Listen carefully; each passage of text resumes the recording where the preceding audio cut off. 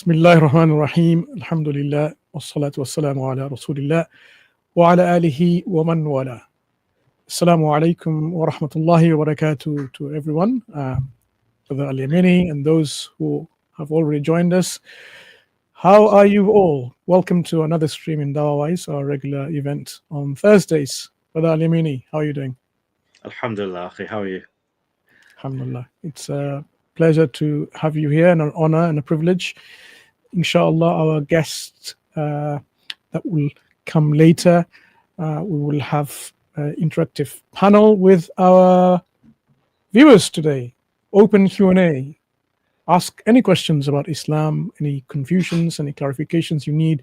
And specifically, we want you to invite to Islam if you're non-Muslims. We want you to be convinced that Islam is the truth. So here is your opportunity and chance today. Yemeni is here. You know, ask any questions and get your questions clarified. Just want to say, we have been doing this open Q&A for a long time, and people should know this format already. It is not something that you come here for a chit chat. It is a platform where you can actually challenge Islam if you don't think Islam is true. And you can try to prove your religious ideologies or viewpoint if you think they're true and convince us otherwise. So it's an exchange of information, a platform that facilitates where we can talk to each other and learn from each other, and hopefully we can be convinced of the reality and the truth. And of course, wherever the truth is, we should be open to accept it. We believe as Muslims, Islam is the truth. This is only acceptable truth in the sight of Allah, our creator, your creator, because there is only one creator, Lord, and sustainer of this universe. And if you feel differently, here's the opportunity today to come and join us and show us where you think the truth is. Brother Hashim is probably not going to join us today. He's on a mission elsewhere, and we will be your host today. So you have us. If you feel that you need Brother Hashim, flood in your comments. We need him right now, and perhaps Brother Hashim will see the comments and perhaps make his appearance. But otherwise, we'll have more panelists join with us later, inshallah. So going to Brother Al-Yamini, tell us more about your channel and what we expect from your channel. What are you doing? What kind of live streams that you do, and what topics do you normally cover? Yeah. So first and foremost, wa alaikum assalam wa rahmatullahi wa barakatuh. It's an honor and privilege to be here with you, akhi. With my channel, alhamdulillah, we've been doing a lot of research behind the scenes with regards to the preservation of the Quran, looking into doing a lot of studies. We're going through Kitab al-Masahif by Abu Dawood at the moment, trying to build a narrative with regards to the history of Abu Bakr, the Masahif of Abu Bakr and Uthman, and inshallah we'll be going into the details, especially regarding Uthman radiallahu anhu and exactly what happened to the Mus'haf that was given to Hafsa, which of course is the Mus'haf of Abu Bakr. So this is what we're trying to do behind the scenes. So this is why we haven't continued with our series just yet. But something that we're doing more regularly is trying to focus on a key question. What's the origins of the Quran? This is a challenge that we put forward to non-Muslims, asking them, well, you have to give us the origins of the Quran. If you cannot be from man, woman, child, illiterate, literate, PhD student, farmer, whoever you think, right? The devil even. If you cannot prove all that, then it can only come from Allah. And that is a question that many people struggle with, naturally so, because there is only evidence that it points to Allah. So this is something that I focused on quite a bit. But yeah, we've also, inshallah, the brothers and I will also continue with our Old Testament streams where we dissect it. But yeah, recently we've been trying to focus more on understanding how to give da'wah utilizing the Quran as our main source. On Monday, mashallah, we've had a session where we went through 23 verses of Surah Ali Imran. and displayed how we can use these ayat to give da'wah, just in general, because sometimes da'wah is not just to non-Muslims, but it's also to each other, because we also need that reminder. We also need to help and guide each other to straighten our paths, even more so than it already is. Alhamdulillah. MashaAllah, nice to know all of these activities going on, especially something that is very important in our day of age. Let's welcome Brother I.Hakim. Assalamu alaikum wa rahmatullah. وعليكم السلام ورحمة الله وبركاته. How are you, my brother? How are you doing? It's an Alhamdulillah. honor and privilege to have you in our streams. Likewise. وأنا كذلك. Inshallah. Just going to, I've just done it now. The link to join our live stream is there. I will just pin it and you should be able to join us. So there you go. So the joining link is already up there. Come and join us and tell us why you think Islam is not true, if it's not your religion, if it's not your life. And if you are someone who is on the edge trying to make a decision, is Islam true or not? This is your opportunity today to clarify any of your questions or confusions. Inshallah, our esteemed panelist, will be more than happy to help you navigate in your journey, inshallah. If you're a Muslim and you also have some questions and some doubts that you've come across, because doubts are everywhere, coming from all fronts. Yemeni is coming from the Yemeni front, inshallah, and deal with that. And I.Hakim will come from all north, south, The British front. and the British front. We will try to clarify those doubts for you. And don't forget, the panelists that join here, they also have their own channels and they do regular live streams. Let's hear from Brother I.Hakim before we take any guests. Tell us about your channels and what sort of subjects do you cover? Oh, so I still And haven't when? really launched my own channel yet. I'm still sort of part of the Dots Connected to Islam channel, doing some things there. But actually, I've been working quite a lot on a number of materials in the background, which is related to the development of geometry and physics and algebra and so on, because there's a lot that needs to be put right about the historic narrative.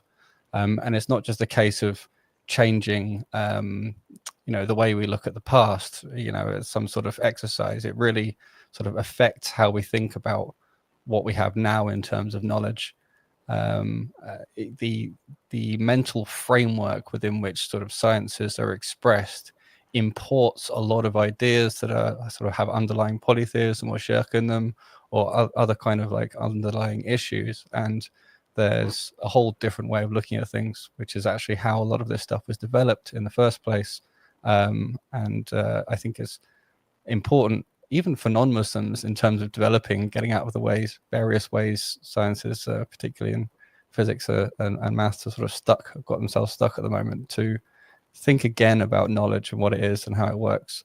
So there's a lot of stuff I'm working on there to try and put some materials together, but it's complicated stuff.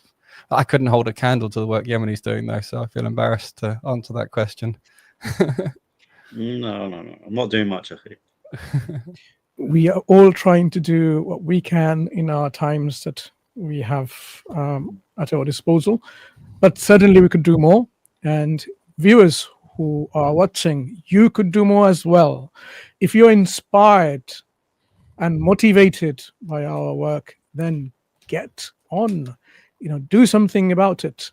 Rather than sitting there, if you don't know about Islam, go start learning about Islam. There are so many courses around, offline, online, in your neighborhood.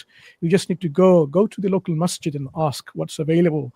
There might be sessions for adults, and especially we know the young people, youth like yourself, who are right watching now.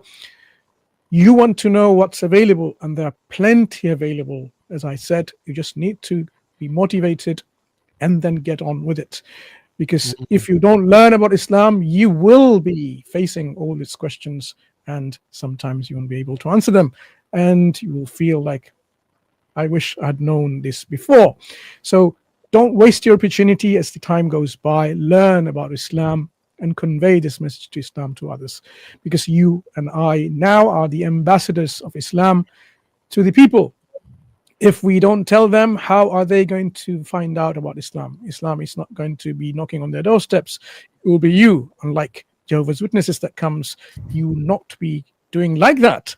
You have to do in the ways and the means that are acceptable and that are honorable and respectful. So if you have colleagues at school or college, university or workplace, your behavior should be the first thing in terms of telling people about what Islam is and how beautiful and how a way of life that should be followed, what Islam is like.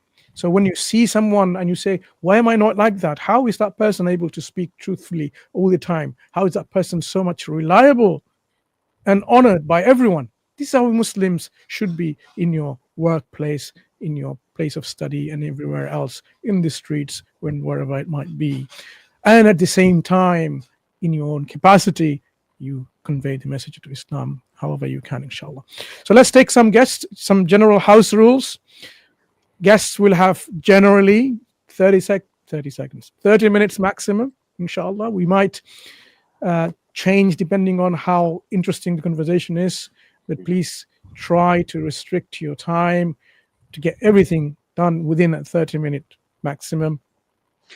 Just Sorry. Akhi. Just on courses, I have actually launched my own course on my channel. For the Patreon members, it's only £20 a month. But what we've gone through, especially in the last month, alhamdulillah, we've now concluded a month of this course so far, and we spent the whole month just talking about Iman. And not just Iman on the level of, you're a Muslim, mashallah, that's it. No, going into the absolute depths, talking about how, modern psychology in the last 50 years has spoken about the development of faith within people, putting that into contrast with how Allah subhanahu wa ta'ala demonstrates the psychology of man from the time of they're born all the way till they die, utilizing the Quran and the Sunnah. And showing where the Quran gets it right, whereas modern psychology gets it wrong.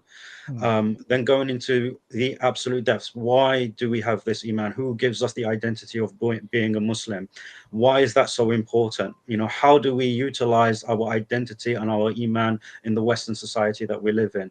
And so on and so forth. So this is something that we've been going through. Alhamdulillah, my students have benefited much from that. So if you are looking to be on that journey where you improve your critical thought, improve your Iman, and gain skills to give da'wah to non-Muslims and and also with other Muslim, groups that identify as Muslim, then inshallah have a look at that.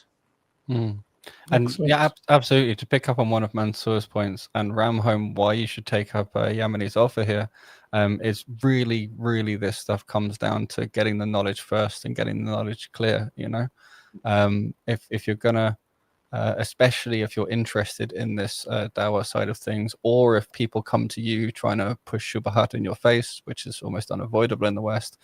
I've been responding to quite a few different emails and other people sort of getting in touch with me, and the consistent pattern is whatever doubts they have, whatever structure they come from, even if it's based on quantum mechanics or logic or whatever, it comes down to a misunderstanding or a lack of understanding in some area of the deen. And as soon as the sort of whole strategy becomes, what have they misunderstood and how do we clarify it? And once it's clarified, the shubahats get closed every single time. So go that step sort of yourself and try and equip yourself with the ability. You don't want to sort of get in the mud and fight without the truth. You want to have the truth, and that's what shuts down the misinformation. Absolutely. In this day of age of information, there is no excuse for you not knowing Islam. There is no excuse of you not practicing Islam with that knowledge.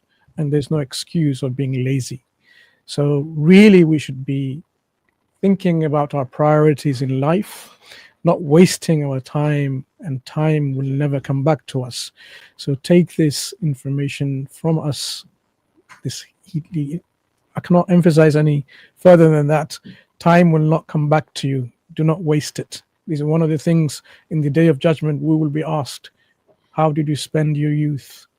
Think about what you do. Think about how you're spending your youth now. I know most of our viewers are youth, young people. How are you spending your time? How much time you are actually scrolling on your phone, doing nothing? You could have learned so much, and you could have benefited yourself and your family and people around you so much with that knowledge that you could have learned. But instead, you went into entertainment. This is like relaxing and doing nothing. I think we need to change our mindsets and our priorities, inshallah. Wake up early for Fajr and think about it and see what you have missed, because time will never come back and you are 1 foot away from the grave. You don't know when the time will come, as we need to really make sure that we don't waste it. So as we were saying, each guest that we will take in turn, inshallah, if it's an interesting conversation, we might go beyond 30 minutes, but we will limit each guest to a maximum of 30 minutes. It doesn't mean you have to have 30 minutes. You can have your question and your answer within 5 minutes, no problem. So let's take the first guest, Tabish, and see what Tabish had. Tabish, welcome. Assalamu alaikum. Wa Alaikum alaikum salam wa salam. rahmatullahi wa barakatuh. I have a question that many Muslim youth who understand Islam and the basic concepts and they want to do dawah. They want to do dawah among Muslim brothers as well as non-Muslims. But if they live in a rural area, like in India, in Indian village, how can he will be able to do that dawah? Like how it is possible for him? Well, I mean, at the end of the day, you have to give da'wah within your reach, right? And obviously, we increase our reach by utilizing the internet, doing these live streams and whatnot. So that's one way. Now, obviously, in rural areas, you're not going to have great internet coverage. So you just do the best you can with what you have, the tools that you have. You can set up da'wah stores. You can dedicate, for example, a day in the week or a day in the month, even depending on your schedule. And you can go into a major city, travel from the rural areas into a major city with some brothers, set up a da'wah store and give da'wah there, But of course, fundamentally, you have to learn the religion. You have to have a good grasp of your aqidah, because most of your questions, if not all, will be based on the aqidah, because that's what you're calling to, la ilaha illallah. So you need to understand what that statement means, how to articulate it, how to invite to it with good words and wisdom. Yeah, one thing I would caution regarding sort of jumping on the internet to give dawah is that you, especially if you're sort of growing up somewhere in rural India, you might not be so familiar with the various kind of mindsets across the whole world that's going to come at you. I'm careful, for example, people with a particular kind of Western mindset that I'm familiar with in my background. They're the ones I tend to speak to the most, if you like, the people who have challenges based upon that mindset.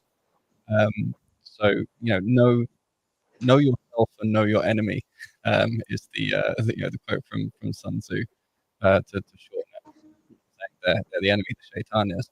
But so you do have to know yourself, and you have to know the kind of mindset the people you're talking to, don't you? Okay, Is it just mic, me, or is it your mic? his mic, his mic's going in and out. Is it? Oh, yeah. Yeah, I think I might need to drop off and sort. No, now it's fine. Better now. Oh, now okay. it's fine. Yeah. I was just saying essentially, don't try and take on everyone on the internet. Not everyone is the same. You have to be familiar with the kind of people you're talking to. So basically, find your place, find the group that you can communicate with well. And just to echo what Brother Islam said, yes, the internet is a very dangerous place, right? So even if you do decide to take that on, stick to what you know. That's it, right? If someone comes to you and asks you a question that you don't know, right, or just wants to argue with you, you're not obliged to argue with them, and you're not obliged to give an answer. You can say to them, look, I'm not here to argue with you. I'm here to convey the message. There's the message, take it or leave it. And if you don't know the answer to something, say, I don't know. Okay, I don't know is an answer that we can give. And you can say, I don't know, but you can try this guy. And that could even be this channel. That's often a lot safer. Yes. Okay, okay. Brother, I have a query that Dawa is not like they are following half of the religion and half they are not following. But people here in the village even don't know that what is Islam, like what are the basics. Like they don't have any God consciousness. Many people. I'm not talking about whole, but many people. Then how to give them dawa? Like if we call them to salah and all these things, they will not even listen you. How to make them conscious about God? The actual question is that. Yeah. So you're saying how to do nasiha with our Muslims who are really not very conscious about their deen. Yes. Yeah. Yes. So this is something that needs to be done on a grassroots level, in a root level. It's not something that they need to just go to a conference and find out. It needs changing from the ground up, from the top, bottom, from the bottom up, all fronts, right?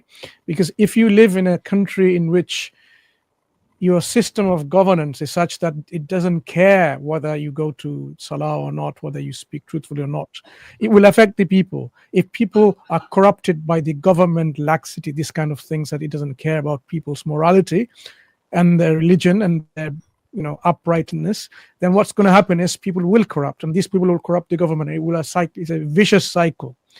What it's needing is from you and your next generation, your family. You start from there. You will build up yourself and your family members as they grow up. Likewise, every other family members, the young ones, they will have this education. They need to be a muttaqi, to be a Muslim muhsin, and this needs to be in all Muslim families. So an education system is paramount on a family level, and that goes up eventually as you more and more understand it. When you go on a level where you can make policies, you change the educational policies wherever you are.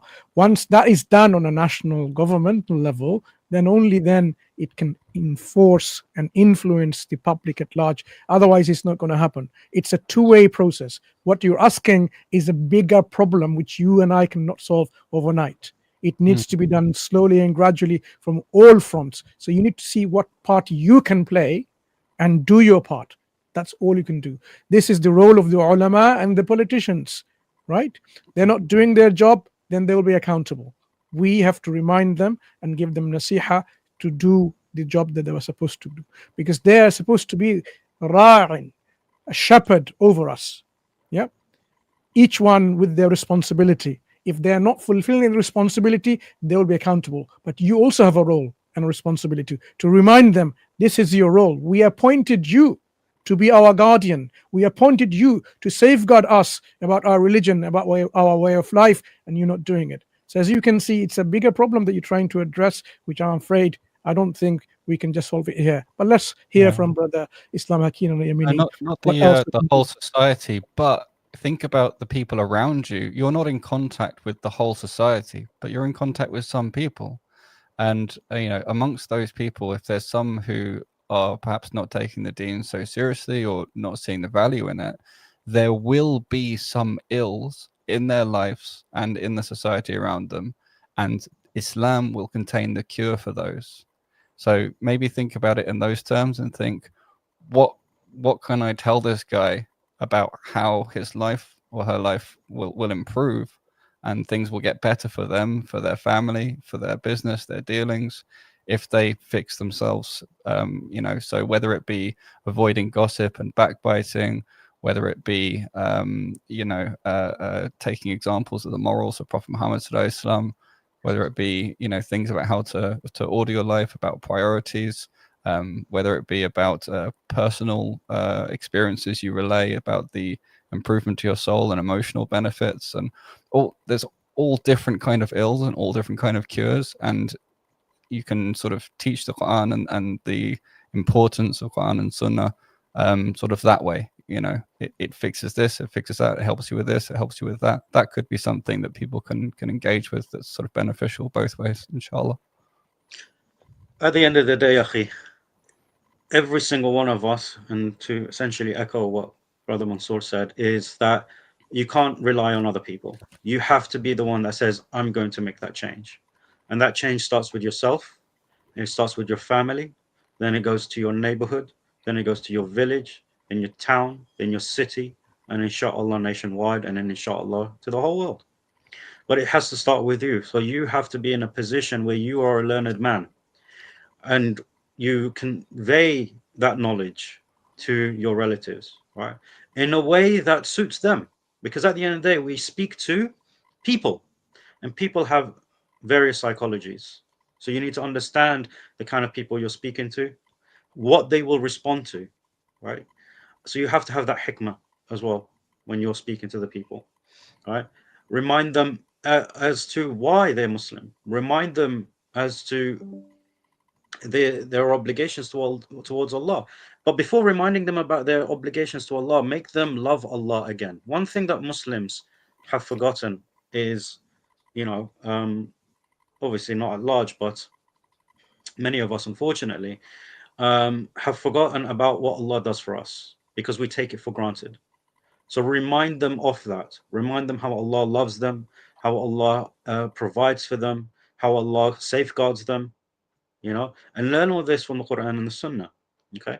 And have that connection rebuilt with the people in the Quran, with the people in Allah, and tap into those emotions, tap into the thought, into the emotions, the hearts and the minds, okay? And inshallah, that will help them realize the errors of their ways, because at the end of the day, when we start to realize how much Allah is doing for us, and we can't even bother with 5 daily prayers or simple things like that, then it becomes shameful for us, and we start to feel shame, and we start to feel regret, and we come back upon the path. Jazakallah khairan. Brother Fawad, let's welcome you. Assalamu alaikum wa rahmatullah. Are you here with us? Definitely arrived. Yeah. No problem. Inshallah, we'll come back to Brother Fawad in a moment. Do you have any other further question, Brother? No, brothers. I had this question, and you provide very good information about that, and I will be Barakallah. working on it, inshallah. Okay. Like I say, Inshallah, okay, I'll accept it from you. on my channel, I do have, we've done 8 sessions so far on giving da'wah from the Quran. Okay, so that will help you as well. I also have 2 series on Aqidah. Okay, from 2 books. One is a very basic book. It's what do you call it? A guide to a sound creed by Dr. Sheikh Salih al-Fawzan, and then we also went through Al-Aqidah Tahawiyya, and we've explained that as well. So inshallah, that will be a good foundation for you to explore. Inshallah. Inshallah. Okay. Assalamu alaikum wa rahmatullah. Allah. Let's take our next guest, Shoaib.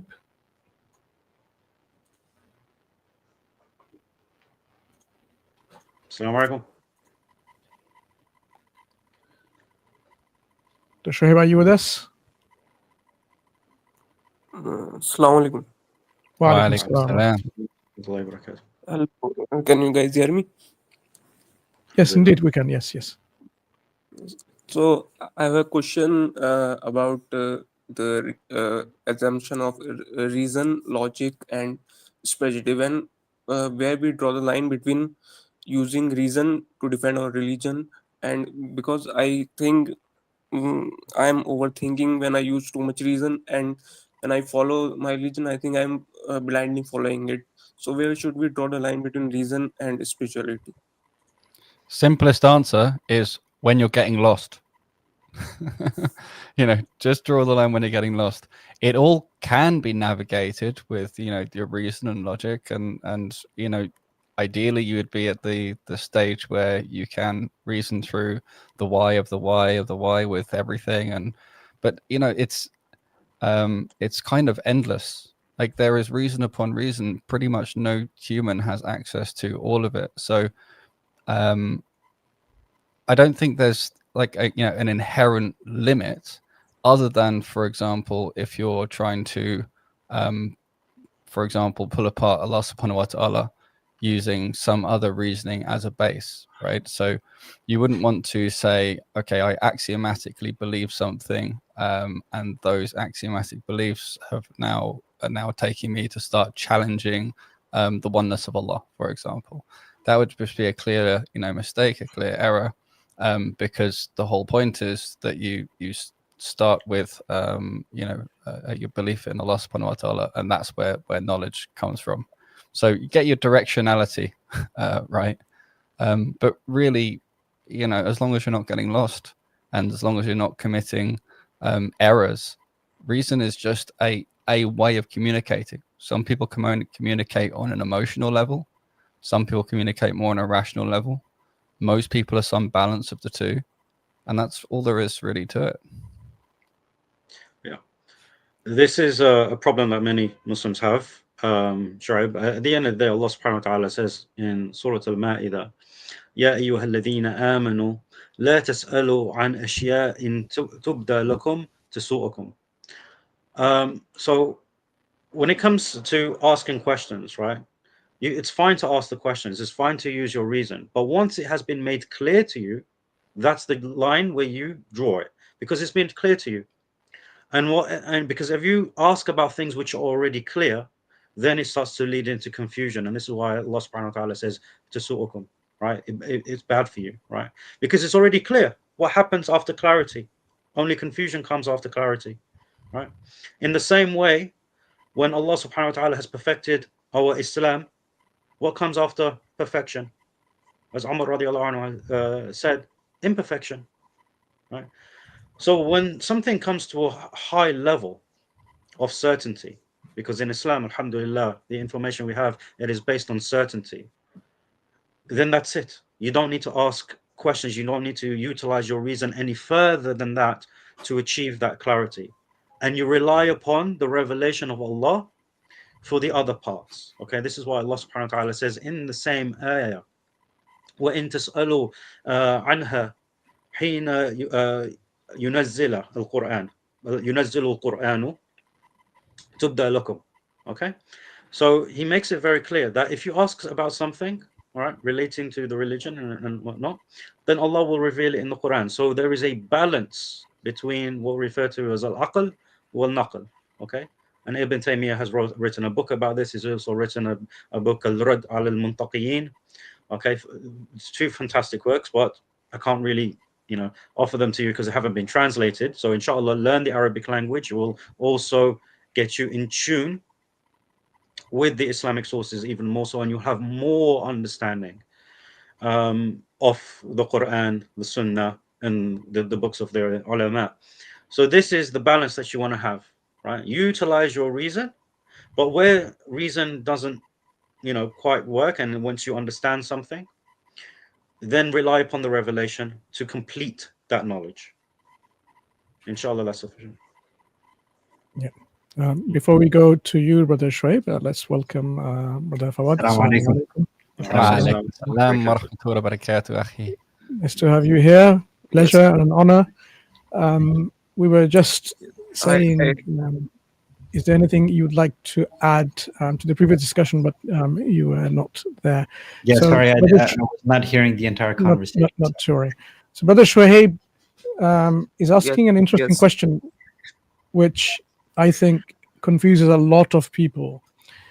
It's the limit of using reason. Of course, we have to use our reason. We're not people who are believing things in blind faith entirely. We're people of reason. Allah reprimands people for not using their reason and the faculty of intellect. Okay, so Islam is actually very clear on it. But where do you draw the line is when it comes to the creator, your originator, Allah subhanahu wa ta'ala, who is infinitely more in all ways of perfection than yourself. So if you want to ask Allah about himself, whatever he has revealed about him, that's how much you go. You don't go any beyond that, because you would not be able to know it. Logically, it's not even possible. So I'm not sure why people delve into this saying, well, how about this about Allah? You as a finite individual, you will not be able to comprehend Allah, who is the most perfect in all ways. So you being limited, you will not be able to understand it. You can only understand as much as Allah and His Messenger sallallahu alaihi wasallam has explained. So this is where we draw our limit. So if Allah has talked about Himself, who He is, how He is, what He is and what He is not, that's how you accept it, without going into any reason, because your reason would not benefit you here, because this is not a matter of reason and speculation, because you will never be able to comprehend Allah in His reality, being yourself a creation, to understand the Creator. So that's how and where you should draw the line, and that should be the clear demarcation between your reasoning and speculation. People often fall into error and saying, how is Allah like this and like that? No, Allah described Himself, لَيْسَ كَمِثْلِهِ شَيْءٌ وَهُوَ السَّمِيعُ الْبَصِيرُ. There's nothing like unto Him or His likeness, but He is also at the same time, He is Sami' and Al-Basir. He is someone who hears and someone who sees. So you have to understand that this is not an apophatic religions and theology, which we only talk about the negative, but we affirm and we also negate what Allah has negated about Himself. This is the position of the Muslims. Brother Fawad, if you want to add something here to Brother Shoaib, tafaddal, yeah. No, I think you guys have pretty much covered everything. I mean, the Quran itself, it says, chapter 59, do they not reflect? I think in chapter 36, that do they not use their intellect? But it has its limitations, right? Like intellect can only get you so far. So you can use it to basically recognize God's existence, His necessity of being one, understand the truth of the prophethood, right? Interpret and apply revelation within its bounds, right? But that's the extent of it, right? Besides that, I think you guys have covered pretty much everything, so nothing else to add. That point is actually really instructive, because I just wanted to make it really clear that it's not like reason suddenly sort of fails in that there's this weird gap boundary where we suddenly turn it off. It's that if you understand it well enough and you can hold together your reasoning, you would realize that reason itself says it's unreasonable to go beyond those bounds. And so trying to reason within what is unreasonable is itself unreasonable. It's beyond reason. So this is the thing. What can happen is you can end up not realizing you've overstepped the bounds of where you would reasonably be able to apply your brain, to apply your logic, where it'd be unreasonable to think that you can make some determination there. And this is why it's dangerous, particularly in the areas about Allah subhanahu wa ta'ala. And it's particularly clear that there's many things about Him that we could not possibly deduce from reason. But there are other more subtle issues all over the deen. As a hadith from Aisha radiallahu anha pointed out, why we wipe over the top of our socks. So it's just that it's you can apply your reason until you start getting lost, and then it's the wrong tool for you, even if someone else can apply that tool in that situation. This is why we end up with ulama and people who have studied things. Someone somewhere, everyone's it's everything's been gone through with a fine-tooth comb. But it's not necessarily up for you to do all that yourself. One last thing I would say with regards to drawing the line as well is that many Muslims also ask questions that are unimportant. And this is something that we need to focus on. Many questions are being asked is like, for example, the howness. How does Allah do this? How does Allah do that? For example, it doesn't matter. The important thing is that Allah does it. Are you going to complain? Are you going to start querying? How does Allah give me my rizq? No, you're happy that Allah gives you your rizq, right? It's not the important thing. So people tend to focus on things that are not as important and leave the things that are important to know. And this is another thing with regards to knowledge. You have to have the correct knowledge from the correct sources. And of course, the revelation will always trump your reason. But they're not exclusively, they're not exclusive from each other. They are inclusive. Barakallahu feek. Just want to Then welcome how Brother could Muris before we come to you, brother. Hold on to your questions. Assalamu alaikum, Brother Muris. How are you? Salam, guys. How are you guys? Sorry, little Assalamu tardy, alaikum. Good but to hear. No, it's Thank fine. you. It's fine. I'm the one normally who's late, but today I had to come because Hashim's on a break today. Those of you wondering, inshallah, he will join us from next week. So, Brother Shuhaib, you've heard some Yes, of yes. the responses that our panelists have given to you. What's your take on it? Because obviously, it's not that you don't know; you have a particular take already. What's your take? I believe what Brother I.Hakim said, but how will we defend if someone used as against our religion that you don't know how this works, how that happen, so how can we defend it? Well, this You is a don't- lot like what I said right at the beginning. First of all, as Fawad correctly jumped in, you don't have to. Sometimes, and like I said, if you're getting lost, it might not be for you. It might be that your duty, your job, is to refer to someone who's more appropriate. Maybe bring them here. Maybe someone else. With all of these things, in my experience, it is clarifying Islam that matters. That clarifying Islam will get rid of the problem. But sometimes there's such a divide in the ways of thinking. These attacks that come, for example, from Enlightenment philosophy.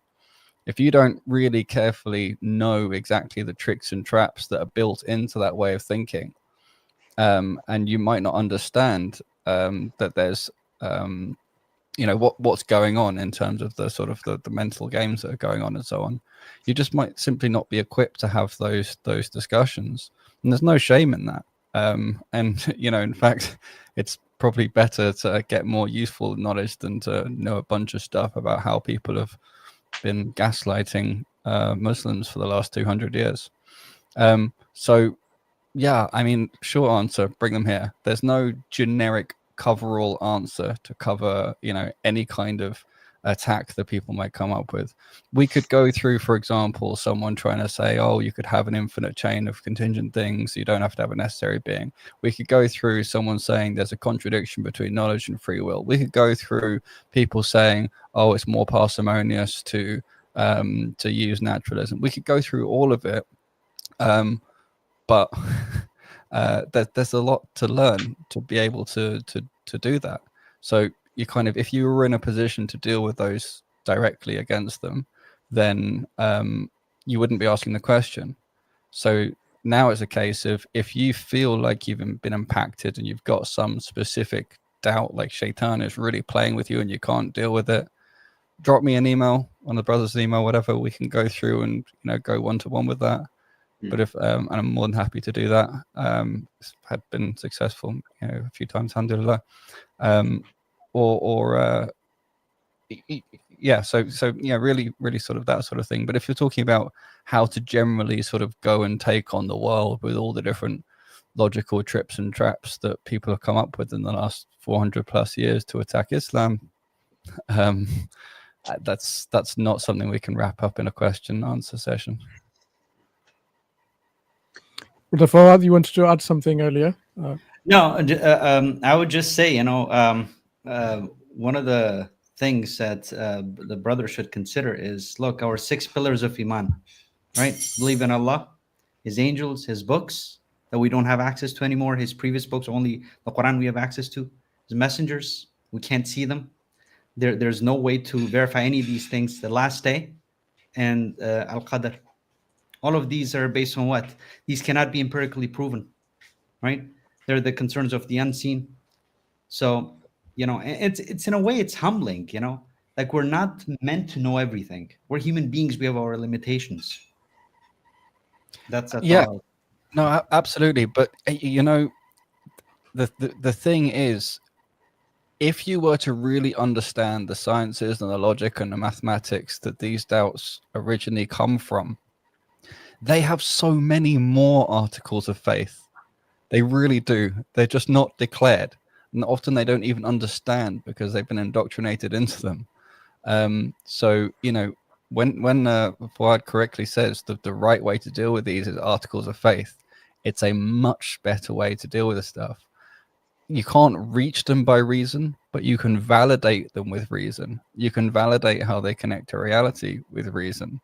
But that's not the same thing as deducing them and proving they must necessarily be true, right?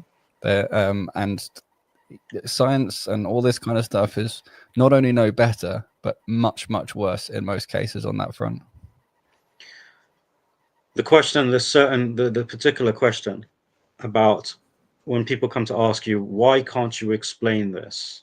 Okay, very simple. It goes back to the fundamentals, as the brothers have said. It goes back to the fundamentals, right? And it's not something that you need to tailor for each and every person you speak to. It's a universal answer, really. You know, when you think about it. Why can't you answer this about Allah? He has not revealed it to us. That's it. He has not revealed it to us. It's not important. What is important is what he has revealed to us. And this is what he revealed to us. And this is how we know that this has been revealed to us. Mm-hmm. Yeah. It never ceases to amaze me how many people expect every Muslim to know every tiny, subtle detail. And if they don't know everything, then they accuse them of just blind following or whatever. And yet the other way around, people have so much faith in particle physics. And they couldn't tell you anything about it in reality. They don't really know what's going on. Like it's some of this is an area of expertise to explain deeply, to navigate all the potential misunderstandings and so on. You know, you wouldn't expect everyone to be an expert in every area. It's crazy. So why do people expect Muslims to be an expert in every area? You shouldn't feel like you're expected to know everything. But yes, you should strive to know as much as you feel Allah's permitted you with your capabilities. But that's for your own good, for your own benefit. It's not for the sake of satisfying someone who's trying to attack with questions. Sure. Sure. Yes. I have one more question: how to balance my uni studies and the Islamic studies I do on my own? Muris? I mean, bro, that's like no one knows your personal life better than you and Allah subhanahu wa ta'ala. So like that's a question for yourself, dude. Don't overwhelm yourself on either. And if you see anything faltering, then you're committing I'm asking for advice. Advice? Time. Yeah, Time. so it's gonna boil down to just two things: organization and time management. That's it. Nothing else. So organize yourself, manage your time. Nothing else. You don't have to be, Shaykh al-Islam, bro. That's not what you're going for. At least that's what my impression is, right? So just follow the advice of the Prophet ﷺ. Just stay consistent. Build upon small things. Nothing else. Do it for the sake of Allah subhanahu wa ta'ala's pleasure. So. Thank you. Yeah. If you follow that advice, there should be no need for conflict. But if there is a conflict, put your deen first. There we go. Okay. Jazakallah khair, everyone, for helping Brother Shoaib with his questions. Inshallah, we will have you another time. Inshallah, brother. Take care. Assalamu alaikum wa rahmatullah. Let's take brother our next guest, Safir.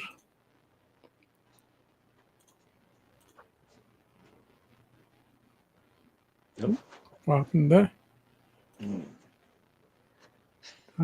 Dropped. Okay, next is Akash Rakesh.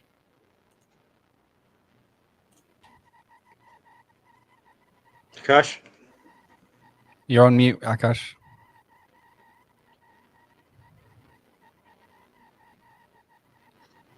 Are you there? Akash, can you hear us?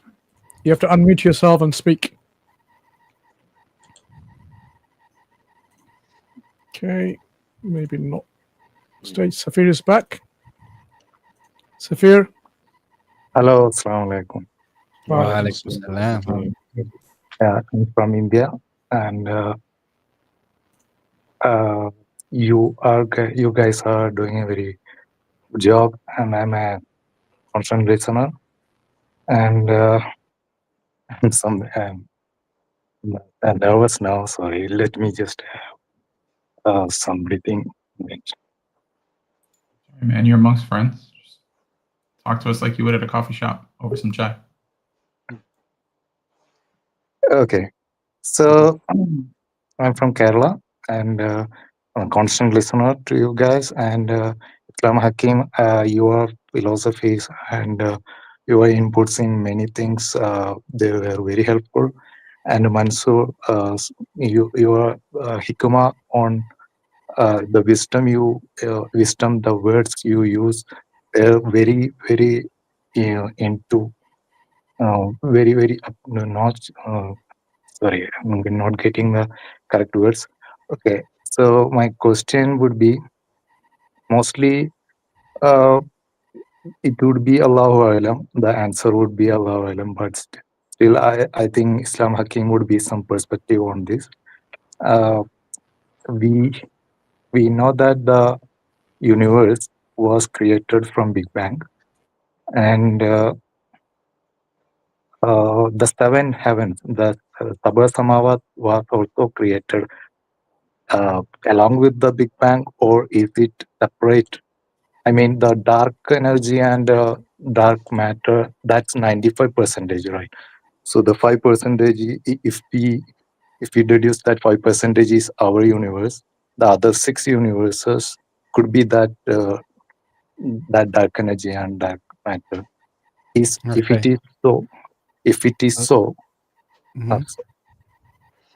if it is so, does that is also expanding like ours, or is it included in ours? Because the nowadays the scientists can find it out where it is. The presence of them, the dark matter and dark energy is known, right? So is that the direction that we can assume, or is it layer by layer, as in Quran it said? The Sabah Samawat is in Tibaka, right? Layer by layer. And in the seventh heaven, there is one place where all the angels are circulating one masjid, just like I think we got your question, Islam Yeah, Hakim. there's if you don't quite a mind. few elements there. You got it right in the first instance. Allahu Alam is the Oh, best answer by a long way for what you're saying. Now, we could pull it apart into several different pieces. For example, be careful about, we know came from the Big Bang and so on. Actually, still that's hypothesis. What we're looking at really is what fits the data and what doesn't. It turns out that most of the theories of cosmology are starting to fall apart rapidly the more data we get about information from galaxies and a lot of the large star surveys that are going on. There's a wealth of information that's been coming out now, and a lot of cosmologists and astrophysicists are running around tearing the hair out trying to make their theories still work. Islam remains not only completely unaffected, but there are a lot of these interesting avenues where, for example, dark energy, we were right all along. Allah is expanding it, right? We were right all along, but then do we have that level more detail? Do we want to step too far in trying to connect things? Maybe we don't want to do that. It again comes back to what Yemeni said before about knowing the howness, and particularly there was a phrase you used, can we assume? No, don't. It's much better to stay away from the assumptions and to be mindful that this is speculation. And then when you're doing it, to think, what's the value in this speculation? What am I getting out of it? What's the... So I have one interesting speculation I've been playing with in this area, which is to do with the hadith where there's it's like a ring inside a desert and a ring inside a desert and so on. And that connected with the idea of 7 heavens. If I think of what's called the topology of the stuff that's outside of our visible universe and how it could connect in and so on, there's these things called Hawking points, and there just so happen to be 7 Hawking points that you can see in the universe. And I do wonder if they're connected with the layers and so on, but it's just speculation. And I haven't spent a lot of time digging into that even more because there's pretty much 100 more valuable things to do with my time. And I don't know what level of sort of training and you have in this area, but unless you're cranking out differential equations and if you how much you know about general relativity and all this kind of stuff, like you might not be able to get anywhere anyway. And even if someone did figure out the answer and tell it to you, you might need to take a course of university lectures to really understand the answer. So the question again would come back to why. Why is this something that sometimes it's just interesting. You just want to ask the question, and fair enough, go for it. But Sorry to interrupt. Sorry Yeah. to interrupt. There was one statements like, "Don't you see that I have created 7 heavens?" Allah is asking us like that, right? Don't you see? So that means we can see, right? That there are There's 7 you universes. can that term can be interpreted Careful. as consider, right? So you need to be really mindful about what the Arabic says and how it's understood, right? Secondly, I really I want meant Allah is asking us to study on this, right? Yes, so I'm you not saying can. I'm not saying that it shouldn't be studied or whatever. I don't know your particular level of physics, but Yeah. I can tell from your question that you need to do a fair bit more to be able to really study this, like if you're going to take it on as a science thesis to investigate. So I'm not saying we could not even in principle see, but it's like Brother Muris correctly jumped in. Be very, very careful with this. Don't you see? Because it does not necessarily imply that it's evident that you can look and see it, or that it's accessible to our methods of deduction. Okay. Not to mention, brother, I really want to underscore what Brother Sam has been saying as far as utilizing your time correctly. You just have to go to Surah Al-Mu'minun.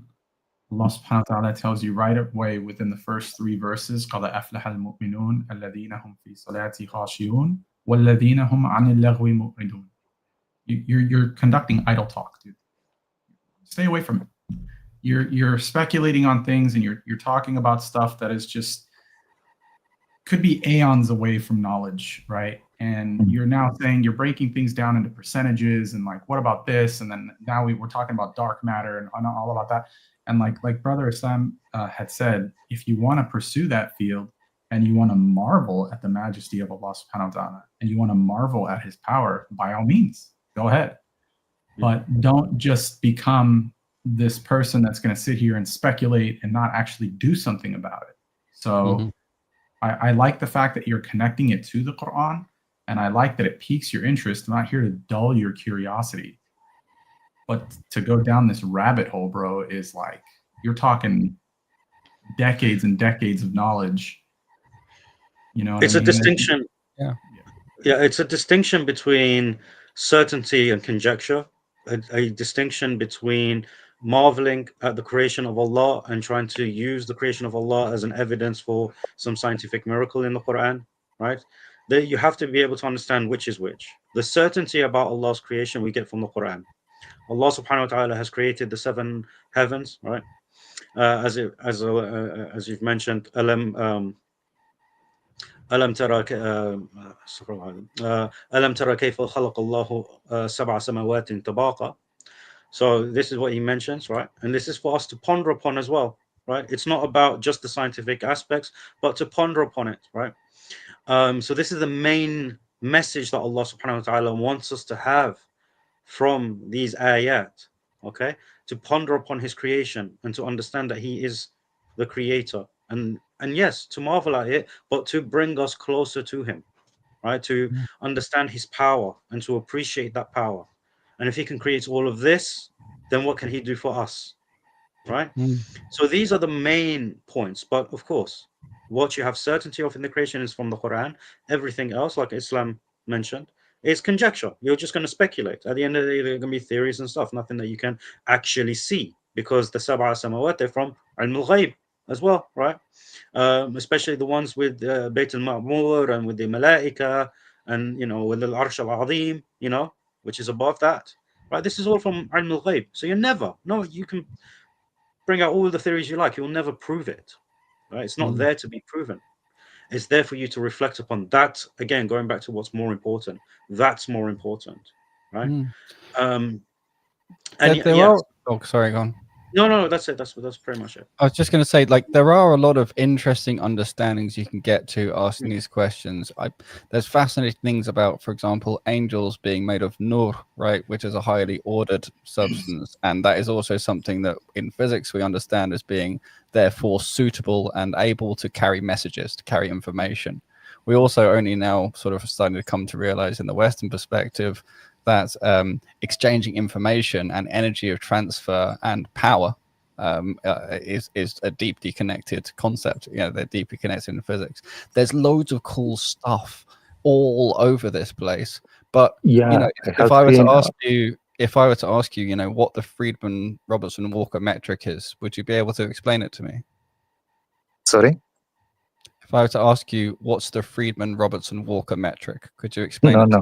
No. You see, so when you're talking about the universe expanding, even, you don't really know what that means in a physics sense until you can answer that question about that metric. The thing about what is dark, people can say dark energy and dark matter, and unfortunately, popular science has got people to think they understand things they don't, which makes all of this kind of a trap. And so really you have two choices. One is just leave this stuff and do something that's you know, going to be more valuable. Like I say, like Brother Muris said, be careful of this trap of idle talk, and where the shaitan just gets you intrigued, and that's the first footsteps towards shubahat he wants to shove down your throat. Or if you really do care about this stuff, if you really find it interesting, awesome, but do the work, do the study. You have to then know what these terms mean. You have to know, you know, what I mean, there are difficulties even defining what energy is in general relativity when you get to the universal scale. You need to know what killing vectors are. You need to. There's so much stuff that you need to know to really tackle those questions you have in a way that is potentially productive, or in a way that could potentially be resolved. Right. So I don't know if you're being called to become one of the members of the Ummah who is informed and studies in physics and cosmology. And if so, brilliant, awesome. We could do with some more, you know, go for it. But if that's the case, do it with ihsan, right? Study hard, do it well. And if that's not the case, then, you know, treat it as interesting speculation and do not put too much time to it. Mm-hmm. Just one final point before we let you go, my brother. Linguistically, when Allah talks about ra'a, yara'u, alam tara, alam tarau, alam yara, all of this particular verb is quite rich in its meaning. It's not necessarily means you just look and observe what is in front of you, what you can see. Like if you recall the surah that all of us most likely have memorized, Surah Al-Fil, where Allah talks about with a singular verb here, alam tara kayfa fa'ala rabbuka bi ashabil fil, addressing to the Prophet sallallahu alaihi wasallam. Of course, he was born in the year of the elephant. How could we have seen what the elephant has done? Because that would be too early for him to see it, or too late for him to see it. So it's not necessarily this particular verb means what can we observe directly and seen. It's quite rich in its meaning, but it doesn't mean that when Allah talks about have you not seen and observed, it's not asking us to explore. It's not asking simply just to, you know, sit there patiently, but actually go and explore, understand and comprehend how things are created. And this is why Allah talks about, you know, go and travel along the earth, inside the earth, so you can see how the creation is created. Inshallah, the knowledge is being accumulated, and the further we go in time with more and more technology and our science grows, we would know more and more.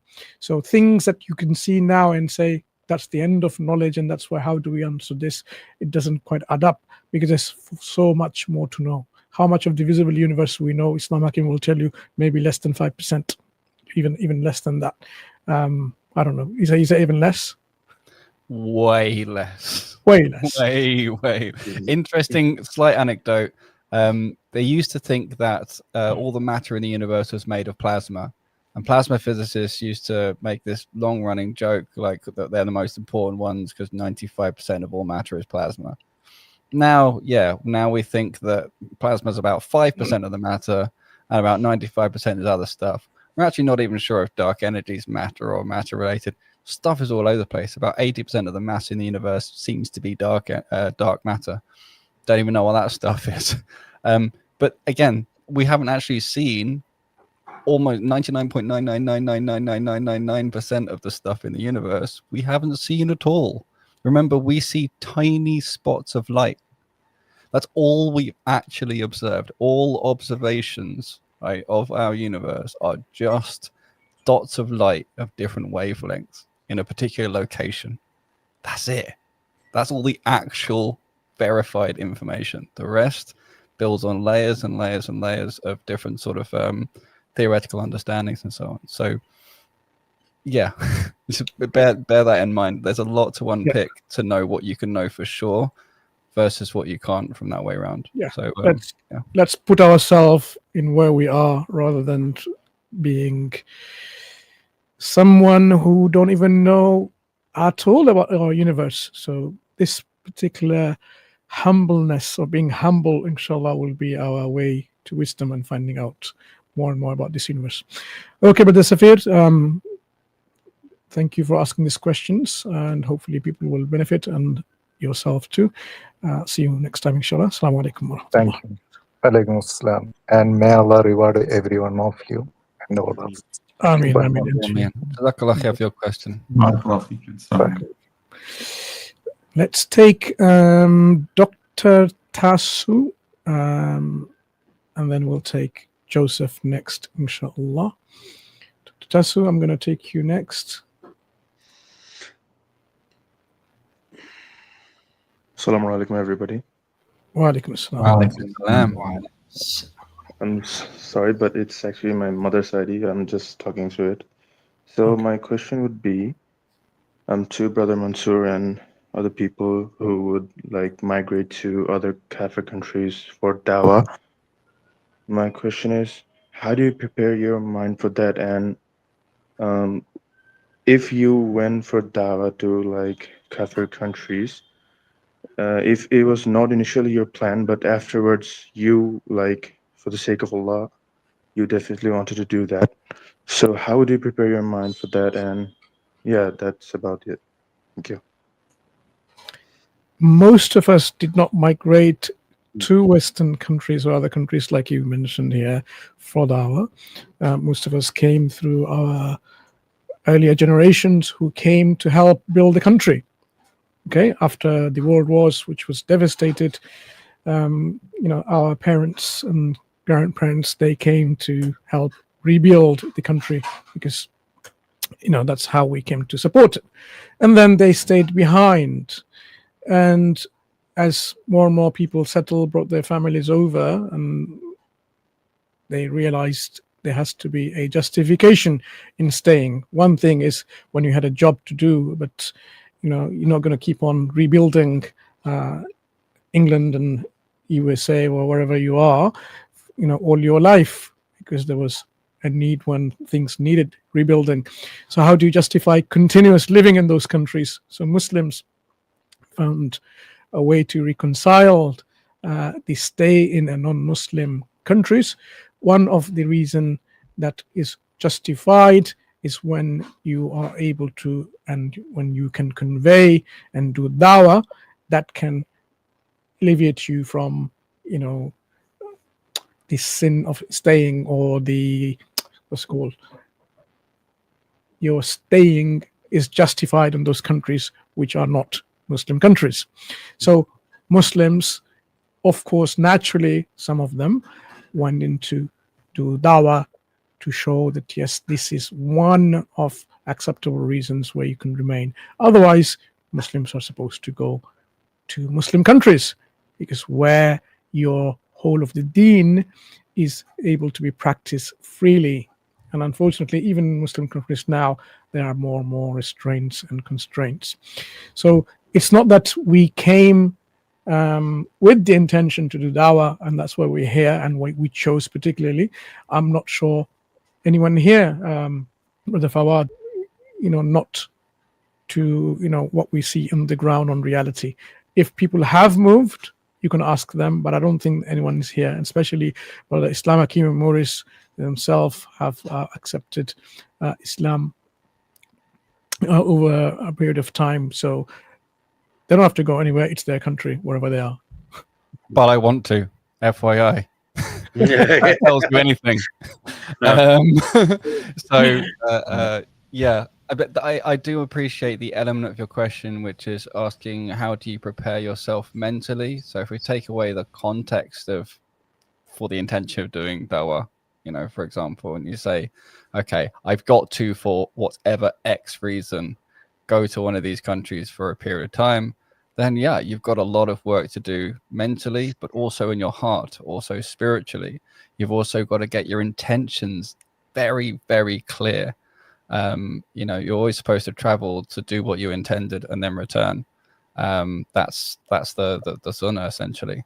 So yeah, get all that stuff, get your house in order, and armor up. But the specific armor you might need is different depending on exactly what country you're going to and exactly what situation you're in regarding your knowledge.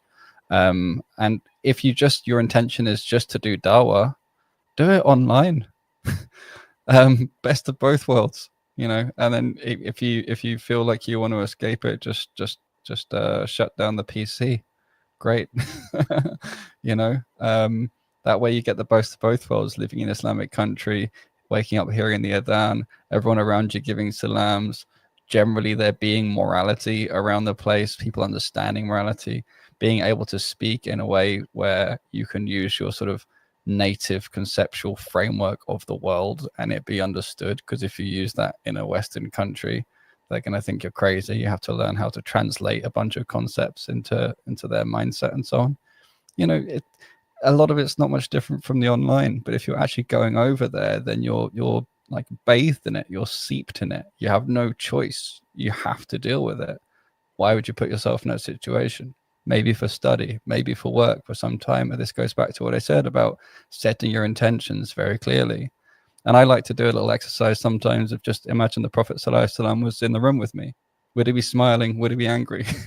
What I intend to do when I'm talking it through with him, would he be happy with me? It's a really good sort of mental exercise to do. Thank you very much. I actually needed that because I was actually intending to migrate to some, Western countries, but I did not. It's actually my fault, but I did not have any validation. So maybe I will rethink my decision more. But I have another question, which is Allah clearly states in the Quran that we have to debate with the disbelievers in the best of manners. So where actually do we need to draw the line to the extent when we are not like transgressing in terms of giving dawah and debating with them? Okay, let's hear our brothers here, inshallah, from different perspectives, from experience. Yeah, I mean, at the end of the day, as long as you're giving the message, you won't be communicating in any ill way whatsoever, because at the end of the day, your character is going to be the first thing that the people see when you're giving them da'wah. Your speech comes afterwards. And of course, when you're inviting to Islam, you're not going to be using any sort of foul language, right? Even if that is sometimes a deficiency that we have in our personal lives, we tend to elevate our character when we are giving da'wah, because we're not perfect, we're not perfect, but we do our best to ensure that we elevate our character and our speech giving da'wah. So but if people feel offended by that, apologize. If they felt offended, it was not your intention, and they will recognize that. And if they don't recognize, turn them away, because at that point you realize that these people are not here to have a good discussion in which you invite them to Islam with wisdom and everything. They're here to have an argument. They're here to cause tension, right? So you recognize the people that you're dealing with, and you treat them accordingly, because even Allah subhanahu wa ta'ala also mentions in the Quran, except those who are defiantly disobedient, right? So the ones that want to cause mischief, right, and corruption and argue excessively, Allah subhanahu wa ta'ala tells us to turn them away, right, and not engage with them. So there is a balance, as with all things, to be had. Yeah, great point. One, I would add, sort of just succinctly, don't get angry. Number one, you get angry, you've overstepped the bounds. Don't overstep your knowledge, wherever your knowledge level is. That's another bound. Don't overstep anything to do with the deen, anything you're supposed to be doing. That's another bound. You just think of all the boundaries that Allah subhanahu wa ta'ala has put in place for us. Stay within them. That's dawah in its own right. And if you were to step beyond them, you would end up looking like a bit of a hypocrite as well, because you're preaching one thing and not practicing it. So yeah, just stay within the bounds that Allah subhanahu wa ta'ala prescribed for us, and you will find that the right behaviors are working quite naturally. And I just gave some examples there, but the more generic sort of understanding is exactly that. And one to be really careful of is this one, going beyond the bounds of your knowledge, because you're likely to not know that much about the that much knowledge about the Western perspective compared to someone who grew up there with them. And so you could easily find yourself tricked and trapped into this kind of mess that's very hard to dig out of. So there's the Islamic knowledge on the one side. Don't try and say things beyond what you really know or make claims beyond what you know, but also be careful of entering into discussions that seem at first maybe not too problematic, but actually they're traps. Like, make sure you know the landscape you're walking into. There could be a very old sign that warns you that there's a landmine field and you haven't quite seen it, but all the locals know. Thank you very much again. May Allah grant you all peace. One last question I have, if I can ask it. Yep, go ahead, inshallah. And before you ask that question, Brother Muris, did you want to add something to? Yeah, just a lot of people think that dawah is sitting there and like chopping up some polemics and stuff online. You want to go do dawah, bro? Go volunteer at a homeless shelter, man, and you'll see how many hearts you turn. That's it. End the story. Go volunteer at hospitals. Go visit elderly people when they're sick in the bed. Tell them about the Quran. See how many shahadas you're going to start racking up. You know what I mean? This is that one. It's just, there's so much more to dawah than what you see, bro. So, and consider it that way as well too. Thank you so much, brother. Okay. Yeah, your next question. I wanted to ask that the questions that we see today, are they the actual people of the book, like as in the Quran, Nasara? Are they the actual Nasara, or is it corrupted by the Trinitarian and some other ideologies that they have in current days? I would like to know that. Thank you. Fawad, I know you want to take this one. Give me a short answer, bro. SubhanAllah. I mean, the Quran uses an umbrella term when it refers to them, so it would include the Ahl al-Injil, it would include all of the different sects, right? It's a nuanced discussion, but I'll leave it at that. But so Nasara is just a general umbrella term for everybody that are the followers of Jesus, peace be upon him, and they believe in what we would refer to as the Bible, be it whatever canon. That's how scholars have understood it. But that also wouldn't rule out some of the previous canons in the past, or what we refer to as the actual Injil that was revealed to Isa alayhi salam, along with the Torah. So, yeah. Yeah. That makes sense. Okay. I'm sorry, you wanted to say anything? No, that's fine. So I think you've understood. Yeah, I'm done with my questions. Thank you very much. And may Allah grant you all Jannah. Assalamu alaikum. You too. One little caveat to add on to that people of the book thing actually as well, which shouldn't need to be said, but is also not hypocrites in what they say they believe. because there's a lot of people who say they're from such and such book and they are not in the slightest. So that is one caveat worth mentioning. Thank you. Let's add Joseph Daniel. Joseph Daniel. Hello. Hi there. Am I audible? Yes. Yeah. Do you want to just identify yourself in this, just on the matter of belief? Are you a believer in any God? Or are you, what's your religion? Joseph, the question is to you. You're muted, by the way, Joseph.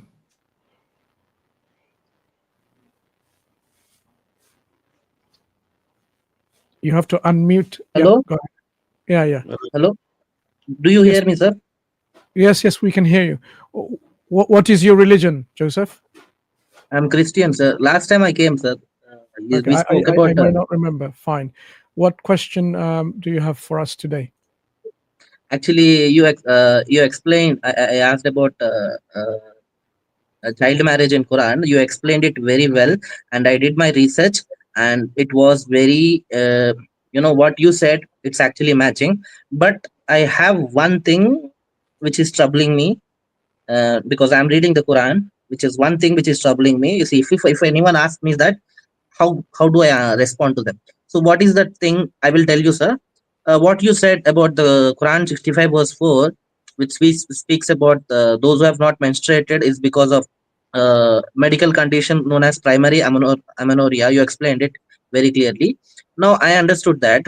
But when it comes to the classical tafsir, so Ibn Kathir, Al-Jalalin, Qurtubi, all of them, all the early classical tafsirs, you said not leaving any one of them. So they thought to include children also. My question to is that if they included the children, what is their explanation for waiting period? My question is very simple.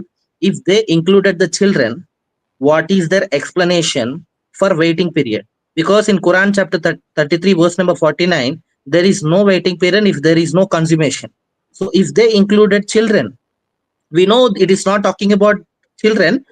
We will talk, I understand that. But if they included children, and what is their explanation for waiting period? Do you understand my question, sir? Yes. Yep. Question is clear. You understood. So since you are very familiar with, excuse me, these commentaries that you mentioned, what do they say? Because they should be able to, address those questions which you are raising. Because if they have included a group of people within this particular cohort or a group within the verse, what is the explanation that you've seen within their commentaries? Personally, I don't remember, and I wasn't interested to see their explanation anyway, because my understanding is this refers to a particular thing, and the scholars often have given a broader explanation based on the need to explain things. So this is something that they can do, because once you have slight linguistic flexibility, they often do that. But what I'm asking you is, when you refer to those commentaries, what did you see? If you haven't seen anything, then they haven't explained it, because perhaps the need wasn't there for them to explain. If somebody asked and raised those questions, then you probably would have seen responses from them. Like a particular example, if you look at tafsir of Ar-Razi, he often gives you, if people say this, they say, this is what we say, and it goes on like several explanations, because there are people who actually raise certain points, and he responded to each and every one of those points. If this wasn't something that was a question to trouble them, because this seems to be a question that didn't trouble anyone until we came about 200 years ago. Everyone was happy with this kind of, marrying young people, marrying someone who's... My point. Yeah? I just told you, sir, that the waiting period, there is no waiting period according to 3349, but there is a waiting period. Joseph, do you understand my question, sir? Joseph, we understand the question, but I'm not sure you understood Mansur's answer, or why he thinks it's an adequate answer to your question. Did they mention it there? If they haven't mentioned it, then I can't invent one because they have not mentioned it. So since you are aware of those commentaries, the tafsir that you mentioned, have you Yes. read anything from them? What did they say? Why are you asking me? You should be reading it on those particular So tafsirs. I don't recall anything from Ibn Kathir, for example, that would say He that it actually, refers to children. So okay, so let me clarify this. So Ibn Kathir, and sometimes people point out Jalalain as well. Okay, and I think there are some other classical tafsir as well. They include the old menopausal women, as well as prepubescent girls. However, the prepubescent girls that they're referring to, that would be included in the phenomenon of khalwa sahiha. Do you know what that means? Have you heard of khalwa sahiha? yeah, I know Kalwa Sahya. It means being alone. Yes, being alone and consummation, touching, etc., doesn't have to take place in that case. That's what it's referring to. But how do you explain But 3349, sir? but also then you have this primary amenorrhea that we're talking about, where they Yeah. meet the criteria No, of no. being. How do you explain? No, no. So there- adult. Fawad so sir let- said. let- But No. Joseph, Let me. let me 1 minute. let me Sir. no 1 minute, Joseph, sir. Please don't cut Joseph, me off, sir. please no, Joseph, you cut me off. Let me speak. You are insisting that there is a problem where there isn't one, and what we're trying to do is explain how we understand it, and you're not doing a good job of highlighting what is the actual problem. You're saying two things, and you're saying so it's a contradiction. So it doesn't help us to be able to decode or unpick how to help you understand this. If you can specifically walk through your logic, we can then find where the problem is and help you. But if you just keep saying, well, this says this and that says that, so it's a contradiction, so it's a problem, we can't do any more than give you generic responses. I think I can cut it short because it's gonna go in tangents, right? So there are two opinions, brother. You're aware of this, right? The first opinion is of some scholars, right? And they say that this is referring to menopausal women and those with post-prepubescent girls, like with delayed period. What is it called? The condition, Akhi? Amenorrhea. Primary amenorrhea. Right? Okay. The second opinion is Ibn Kathir, I think, talks about it, right? And as I said, some people point out Jalalain among some other mufassirun, right? That it would also include prepubescent girls, but the prepubescent girls you cannot, consummate with them. In this case, it will be khalwa sahiha, which means a husband and wife being alone, or the girl being behind closed doors with the the husband's house. Okay, because in that case there will be dowry that the husband would have to pay to the wife. So as a result, that is why the waiting period would be there in case of a divorce, even if there's no physical contact or nothing that has happened. Do you understand? Why they have to be Bear alone in mind, with the child? Why do they have to be alone with the child? And my That's what I'm trying to explain to you, that it doesn't necessarily you have to be alone with them.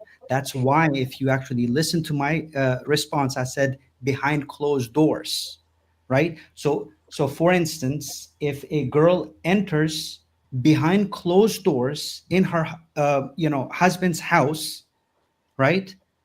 Even though there's no consummation that has taken place, they're not physically alone in a room. As long as it's closed doors, that's it. The dowry will be, like I, as a husband, I would be actually obligated to pay dowry for her. As and because of that, in case I decide to divorce her for whatever reason, the waiting period would have to be abided by her, right? And I would have to be taking care of her, for that waiting period, because I'm still her husband in the sense that I would be, as I said, like the dowry would be due on me. I understood, Really sir. Also bear in mind that someone like Ibn Kathir could very easily refer to someone with what we now understand as primary amenorrhea as being prepubescent. Could just be essentially an oversimplification that no one had to pick apart until these days. Thank you, sir. I understood now. Thank you so much. My next question is, sir, This is my last question, and then I leave, sir. Thank you so much, sir. I'm reading the Quran every day. I'm doing my own research. I'm just not trying to ask questions. I want to get benefit from this stream. That's why I'm asking these questions. I don't want to pass the time. That's fine. I really respect you all, sir. Before you move on to the next question, just very briefly. So, is the next question in line with the same subject? No, not at all. Okay. So just before you go to the next one. Yeah, just quickly, because I did look at. Sorry, Maurice. I did look at Al-Qurtubi, and when he says here, meaning the young girl, right? He's saying the waiting period is 3 months, and he says actually here that it was implied, that this is implied. So this is not an opinion that he's providing as something that is correct. Rather, he's discussing it. He's saying that this was implied, and rather her waiting period was based on months because there was no customary menstruation during that period. And Allah subhanahu wa ta'ala made the rulings based on the customs so that she observes the waiting period based on months, which is in line with what Brother Fawad mentioned as well. So that's what Al-Qurtubi actually mentions here. For general ruling, you mean to say? Yeah, it's general and customary as well. So the other thing I wanted to mention, if you read this verse, right, and you understand what Allah subhanahu wa ta'ala is saying, so to help you out, let's just break this apart, right? It says, "O you who have believed, when you marry believing women." So there's a criteria of it being a woman, right? Not someone that is not fully mature. You understand that, right? And then it says, "And then divorce them." And now, in order for a divorce to happen, what's the condition that needs to be there? Divorce can happen for many reasons. No, they have to be married in the first place, right? They have to be married in the first place. You understand? Now, exactly. Yes. Now, what we're going to do is we're going to break down into detail. Okay? Can you marry someone without consummating the marriage? Yes, we can marry someone without consummating marriage. Right. And then, is there a type of waiting period in order to consummate the marriage? Yes.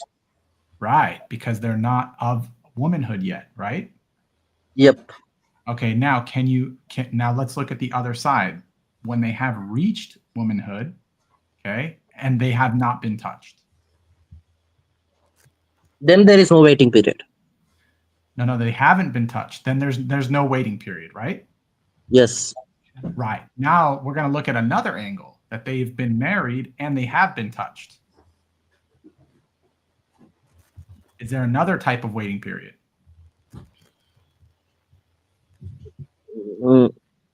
So this is means children, right? You're No, she's a woman, so she has reached maturity, but there is a different type of waiting period.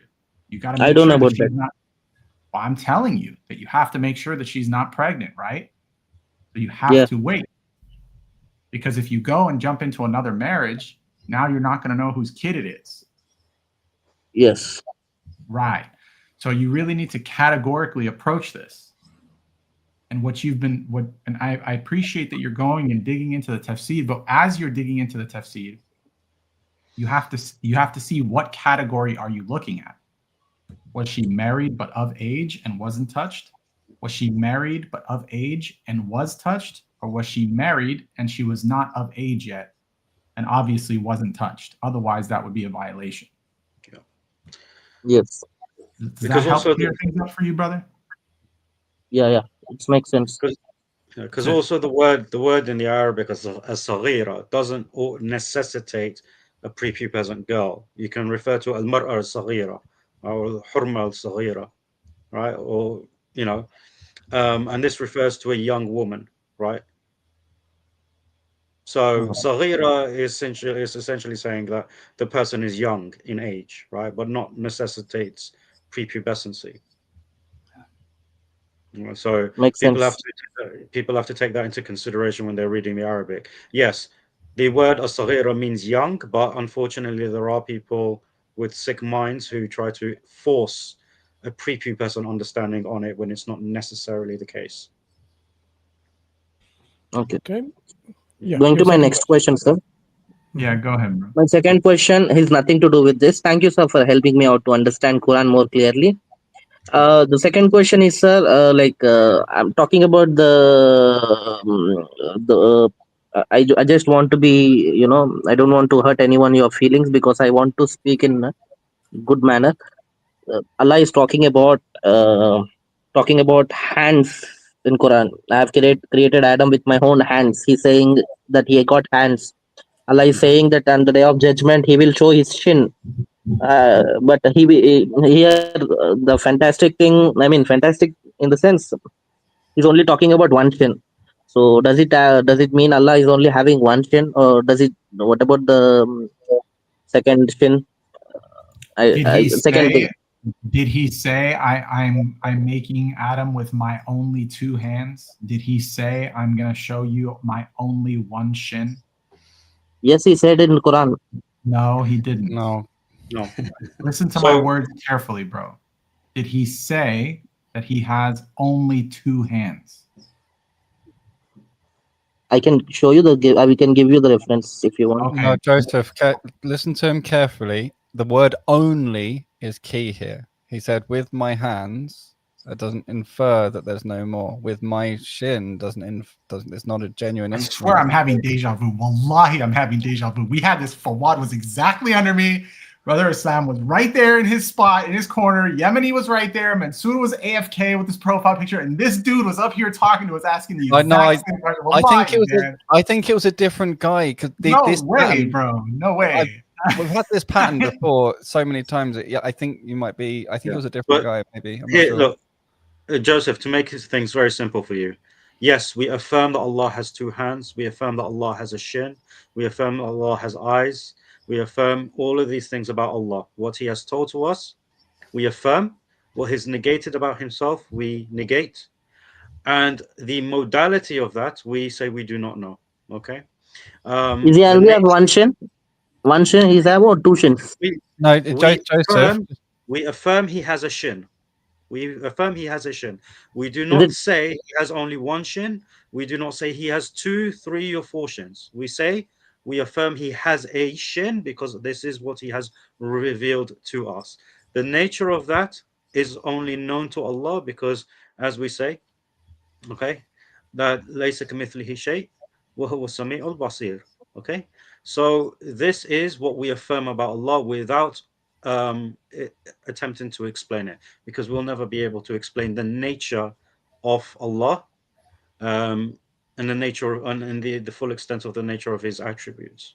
Yes. However, there are some things that I feel, particularly for a non-Muslim, it's important to point out is the understanding you have, whatever you take from those words, cannot contradict any other essential attribute of Allah subhanahu wa ta'ala. And one of the most central ones of those, He is one, He is indivisible. And one of the problems a lot of people have is the concept of hand necessarily implies a body part or a part of a body. For most people, that's the concept of hand has that built in. But if you have in mind, when you read God says, I made with my hands, if you have in mind some separable part or some separate part of a body, you have the wrong concept. The concept is broken. That is not correct. And any inference based on that is a terrible liability. So be very clear. This is the main one is no, He is not composed of parts. Absolutely not. So I understand there are some schools of thought you'll read where they say that these are to be metaphorically interpreted. There are some who say it's too dangerous to do so. I side more with the latter. However, when you read He does such and such with His hands, you can't avoid but have some kind of understanding with those words, in that, well, hands are something he's doing something with them. It means He's doing something, right? But just so whatever understanding you take, just be very, very careful it doesn't contradict any of the names and attributes of Allah subhanahu wa ta'ala or any of the ways we're supposed to understand Him. That's the secret. That's the key to understanding anything like this. That's why, brother, we don't use even the word part. Like how for human beings or for any object we say you know, that it is, you know, a leg, A part of it. a leg is part of the table, right? Instead, we say sifa, which is, or sifat, plural, right? Which are the attributes of Allah subhanahu wa ta'ala. Because what is the definition of part? Part could exist on its own and it could come before the whole. We don't affirm this about Allah subhanahu wa ta'ala. It's Okay. the same Oh, way that you look at the Bible right now on Exodus 33:23. It's on the screen for you. Does your God then have I a will back? remove my hand and you will see my back, but my face must not be seen. Okay, are you able to see God's back? Does he have a But back? Bible in the I understand, but Bible says God is a spirit. Okay, but does this spirit have a back that you can see? He took the form. I'm saying Allah is not the spirit, right? Okay, brother, forms have borders. Does your form that is a spirit have a back to it that you can see? Does he have a back like your back? No, I'm saying God is a spirit. He took a form. Okay, and I'm saying that who's speaking here, bro? Who's speaking here? When you read this, who's speaking? God is speaking. Okay, and God what? Because you're a Trinitarian, so God the what? Triune God is speaking. I can say triune God. Okay, the triune God is speaking. Yep. Okay. God, so the triune God is speaking to Moses. Yep. Okay, and does the triune God have a back that you can see? Because remember, Moses priorly asked him to see his face, and he said, "You cannot see my face, but my back you will see." Yes. He took the form. I mean, I'm just saying he took the. You're not understanding. When you say he took the form, does the Father have a form? What form did the Father take? The Father is speaking here. I'm going to help you out. Okay. Okay, so what form did the Father take? Must be the human form. So the Father is a human. He took the human form. Doesn't mean he's a human. Okay, so the Father incarnated, right? Yep. And where are you gathering that from? What type of Christian are you, if you don't mind me asking? I believe in Christ. I believe in the Father. I believe in the Son. I believe in the Holy Spirit. Father is not the Son. Son is not the Holy Spirit. I believe in one God, three Sorry, distinct he persons, meant. one in being. Sorry, his question wasn't to recite the Trinitarian. He went specifically like, is there a denomination that particularly you're in or a member of or part I of? believe in the 66 books. Just he's a Protestant, most likely. Yeah. Okay. Okay, so now you as a Protestant, you believe that the Father incarnated? I'm not saying the Father incarnated. Here it must You just be. said it a while ago, bro. You said, I asked you, did the Father take a human form? You said yes. So now you have two incarnations. You have a Son that incarnated and you have a Father that incarnated. Yeah? So what's the problem here? I don't know. I don't see. What do you want me The to problem explain from is it? this doesn't exist in your Protestant teachings. You just made that up, bro. You literally just poofed that into existence, bro. You believe in stuff that you don't even know, and you're critiquing other things that you certainly don't know, and you're extremely charitable with your own text. But then when it comes to ours and we try to explain it to you in the most rational way possible, you're like, no way. I don't think he said no way. And to be fair, well, he didn't say no way, but he's trying to argue it as a fact from like our understanding and critiquing it from the. I don't even know what the heck he's even. Well, I think that one of the really interesting sort of learning points. One of the really interesting learning points here is, you know, with Islam, when we read something like "with my hands" in our books, we're very, very clear. We're all sort of speaking with quite a unified, clear voice. We know right and wrong. Even when there's different schools of thought, there's substantial agreement, and you know, we don't get into this same situation where, you know, Brother Muris is looking at this thinking, well, obviously he's not going to say the Father has a back, right? Yeah, because almost no Christian would say that, but then you say he does because, It's the underlying theology and the idea of what oneness of God means just isn't clear in Christianity, or it's certainly not as clear as it is in Islam. In Islam, Shema Yisrael, Hear, O Israel, your Lord is one, is absolutely clear, absolutely sacrosanct, absolutely inviolable. Whereas when you take a Trinitarian perspective, it can be very, very difficult to reconcile the Trinity with this kind of purified monotheism that we're trying to explain. I understand your point, sir. Sir, 1 minute, 1 minute, sir. I was listening. 1 minute, sir. I understand Allah said is sifat, his attributes. Allah saying he's having hands, unlike creation. We know we have hands, animals also have hands. So animal hands my hands are different. Please don't cut me off, sir. Please let me explain. So Allah is saying hands, we also have hands. It unlike creation. So we affirm he has hands. So my question is, in the Bible, God is a spirit. In the Quran, Allah is having the hands. So hands, legs, all this requires a location. For spirit, he doesn't need a location. My question is very simple. In the Bible, God is a spirit, whereas Allah having the body parts which needs a location. Do you understand my question, sir? Joseph, do you remember what I said? It was very, very important that I said you cannot think of it as being a part, and I explained exactly why you can't think of it as being a part. In order to say it must have a location, you have committed exactly that fallacy of saying it must be a part.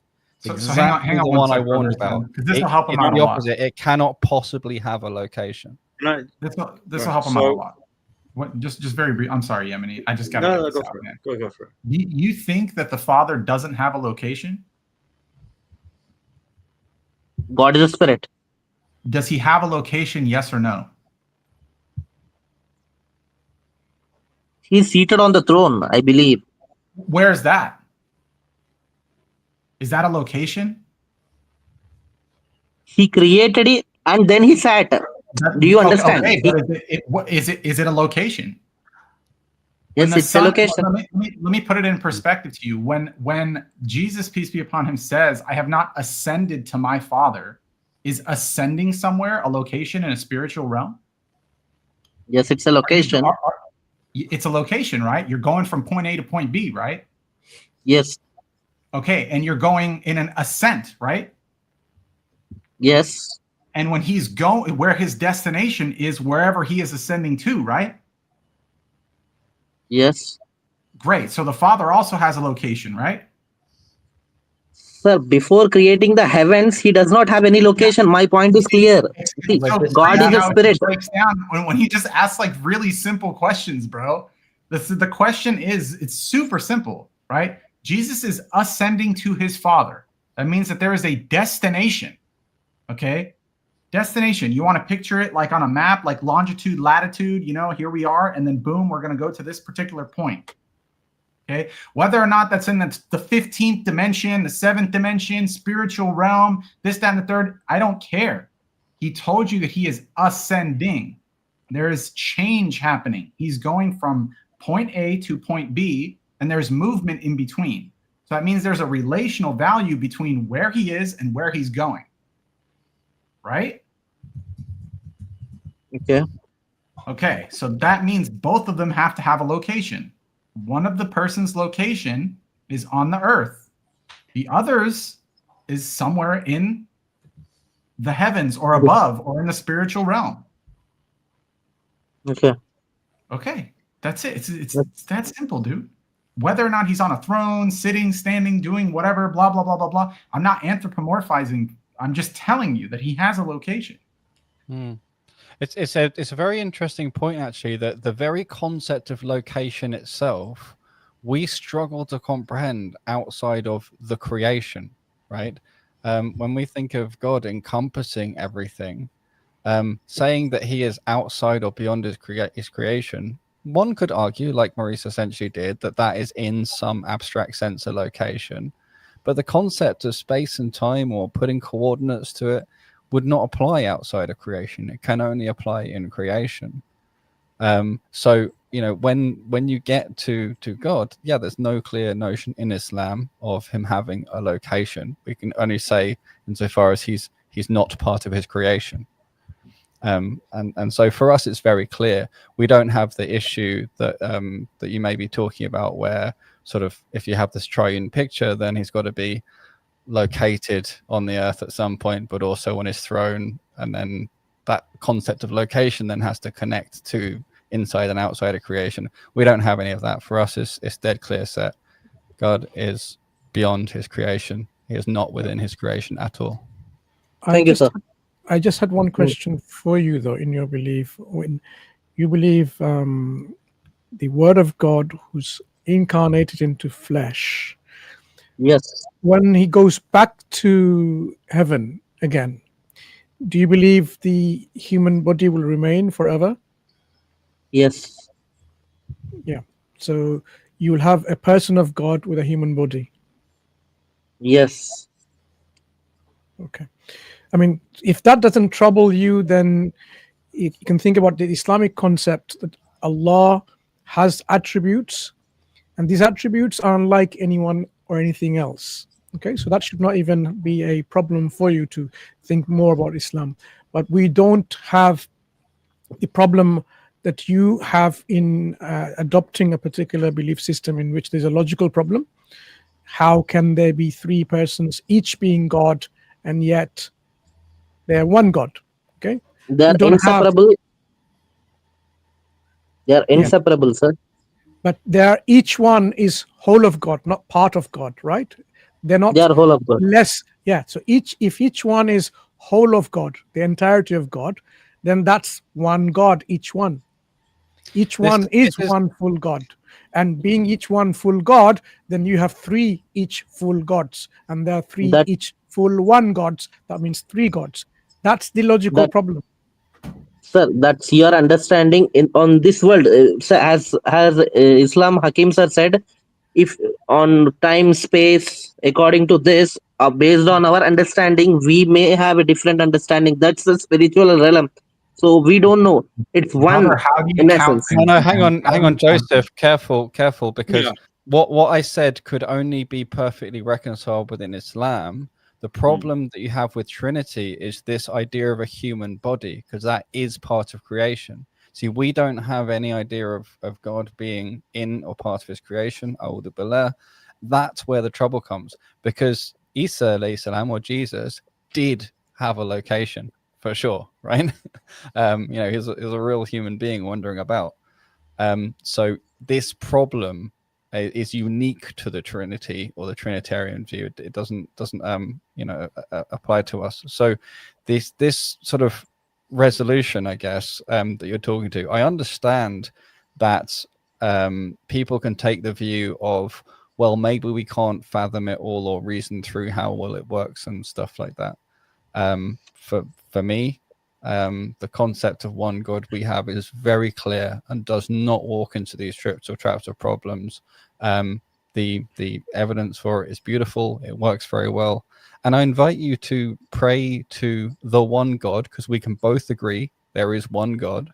Pray to the one God who is our creator, who is the one who sustains us, who is the source of truth, the most beneficent, the most merciful. Pray to that one. Keep praying to him and pray for clarity and understanding and getting closer to him. And that's something we can both fully agree on. But here we one thing, sir, I'm going that the term Allah is actually a noun, proper noun, because if in Shahada also we say there is no God but God. If you say it is, I think there is no God but God, it makes no sense. There is no God but Allah, it makes sense, because Allah is a proper noun. Let me it's explain a proper that. no. Sorry, 1 minute, sir. What's the question? Sorry, let's understand your question. I didn't get it at all. So when we there say is there is no deity except Allah, what's Allah the is a issue proper here? noun. Allah is a proper noun. Nowhere in the Bible Allah by name mentioned, and we don't see. They may corrupt the scriptures, but the name would be the. Again. Joseph, I just wanted to. Okay. Oh my God, these people, wallahi, dude, may Allah subhanahu wa ta'ala guide you, dude. You believe in things you don't even know. You're saying things you don't even know. You're just. I'm sorry, man. I don't mean to lose my cool, but this guy is just saying a lot of stuff. So let me help him out again. Let me just Yeah, let me try and address it, because I think I see where the misunderstanding is. Don't bother. This is going to help him out. Here's John 1:1 in Arabic. Okay, John 1:1 in Arabic. In the beginning was the Word, and the Word was with God, and the Word was God. What word is this right here? Can you see that? Allah. Allah. I don't know if he actually knows That's Arabic. This is Allah. it's Allah, the God. Okay. Actually, in Arabic, Hold Ilah on. means God. Who is the Word? Who is the Word? Word is Who's Jesus. the Word? Okay, look at the word. Look at what they use for word. Allah. The Yeah. word So here. now you're the word is- saying it's not a pronoun. Like, please, bro. It was please. saying proper now. He said I it's mean- now. Excuse me. Yeah, a proper noun. Thank you. Please just stop. You keep saying things, but it's not the truth, man. So you gotta just take things step by step, right? And if Okay, you're sir. not upon certainty on something, these are the things that you're bringing to the table, my brother. Like, these are very easily researched, very easily solved. Yeah, if I could give one piece of advice that would help to not generate these kind of reactions, and to make it much easier to facilitate this dialogue, you could come with the question: is it the case that Allah is a proper noun? And then we would be so happy to address you and everything. And I'm fully with Maurice, because we have this concept of ghayr, this sort of jealous protection of our religion and things like this, and part of me inside me is just burning when you're just saying this is this. And what you're really getting at is you're trying to express something that you then want clarifying. I'm just giving you sort of more general advice. Try and think what's the right question to ask, so that we can make sure we're on the same page, and then from there on we can address it more clearly, God willing. Thank you, sir. Okay. I'm leaving. Okay, you take care. Okay. See you next time, bud. Yeah. Sorry, guys. It's just cut straight No, to the chase. Like, I get it. I was just trying to paper over between the middle like that. I get it. But again, I think with this particular chap, I do think he comes across as being antagonistic, where that's not actually an underlying. It's like passive aggressive, dude. It's like, come on, man. Just ask the question. We'll tell you straight, man. We're straight shooters here. Well, this is why I gave you advice about think about how you're approaching and asking the questions. There's other ways, because a lot of people haven't been raised any different or haven't seen examples of any different, and that's just how they do. It's the online content that they've been consuming. So even if they, and it's probably because of that, they think they know what they're saying. They have no clue what they're talking about. Probably because of some stupid TikTok video that he probably watched yesterday. Well, but also just the manner of approaching. If you generally learn to have these kind of dialogues in the debate format, that can be, really sort of, troubling and make it difficult to have good dialogues. Because I actually noticed, like, he took loads of explanations well and changed his stances and said, okay, I accept this when it was reasonable and so on. Like, yeah, he I'm has good with been that. doing that. Yeah. Which is typically the people who are just out to antagonize would not do that at all, right? So there's something different about it. Let's hope he reflects on it. I've just taken the next guest. Assalamu alaikum salam wa rahmatullahi wa barakatuh. My first question is that if anyone reject the Quran and the book that has been altered, like the Old Testament, New Testament, and over time, it should not be longer serve as foundation for God's word, then what basis remains to talk about God's true message? Wait, what? You want to rephrase your question? Rephrase it. Actually, I want to say that if anyone reject Quran, they don't believe in Quran actually, and they also say that the Torah and Injil has been altered and corrupted over time, and it is no longer serve as foundation for God's word. Then what basis remain to talk about God's true message? How do we? Well, the thing is, there's actually a contradiction built into the question there, because what you've essentially said is, if someone rejects all God's messages, what basis is there for them to talk about God's message? That's the problem. No, actually, we as a Muslim, we say that the Torah and the Injil has been corrupted, and Correct. we believe in Quran. Yes. But So we- someone so- like so- Christian people, But we accept the Quran, you see. Yeah. So Yes, we yes. have that as a source for God's message. yes, but they don't believe in Quran. Yeah. Which is why they're so misguided. Correct. Yeah, you start with the Prophet Muhammad ﷺ, and then you can go to the message. But they They reject don't the believe Prophet. the message. They have to explore the messenger. You have to validate that he's a messenger, and if he's saying that he's delivering a message, and he is indeed a messenger, he's speaking the truth. Messengers don't lie. Do you mean like so how, even I think I get something actually. Even before that, there is, and this is again taking the advice of an example, Muhammad. Even before there is Tawheed. So if you're talking to Christians and so on, very often you can use the word God and they use the word God and you really mean something very different. So the very first thing before even getting to Muhammad would be to clarify what does one God mean. Clarify Tawheed. I think the brother is asking like, how do we talk to a Christian? Yes, how do you approach it? Because I wanted to talk to my friend. I got it. Yeah. I got it. Yes. I wanted to talk to a friend, Christian friend, and he knows that I'm Muslim and I believe in Quran. And when I approached with the Quran, and he said, "Well, you believe in Quran, but we don't." No problem. And you said that we our text has been corrupted. Then I got it. No need to explain further. I got it. Yeah. I got it. Okay. Look, let me ask you this. Do we need to consult the Bible or any other religious text to convince any human being on the planet that a human being like you and me, like him, that we cannot be God? Do we need the Bible to do that? Do we need the Quran to do that necessarily? Okay. Do we need the Bible or the Quran to prove that three cannot be one? No, we don't need it. Okay. Now, what does the Quran tell you? The Quran tells you that Isa alayhi salam, you don't have to refer to a particular verse to him. You know, you can just appeal to his reasoning and tell him that God by necessity is one. Okay. He cannot be like his creation. He cannot be begotten, nor is he begotten. He cannot beget, nor is he begotten. Right? Mm-hmm. All of this is mentioned in Surah Ikhlas. So you appeal to the Quran. You took that knowledge from the Quran, the reasoning from the Quran, without opening the Quran. Okay. Look, what does Allah subhanahu wa ta'ala say in the Quran? When referring to Isa alayhi salam, that he and his mother, they ate food. Okay. Look at how beautiful it is. It gives you the way to a way to reason with them, to give them da'wah. Because when somebody consumes food, it means what?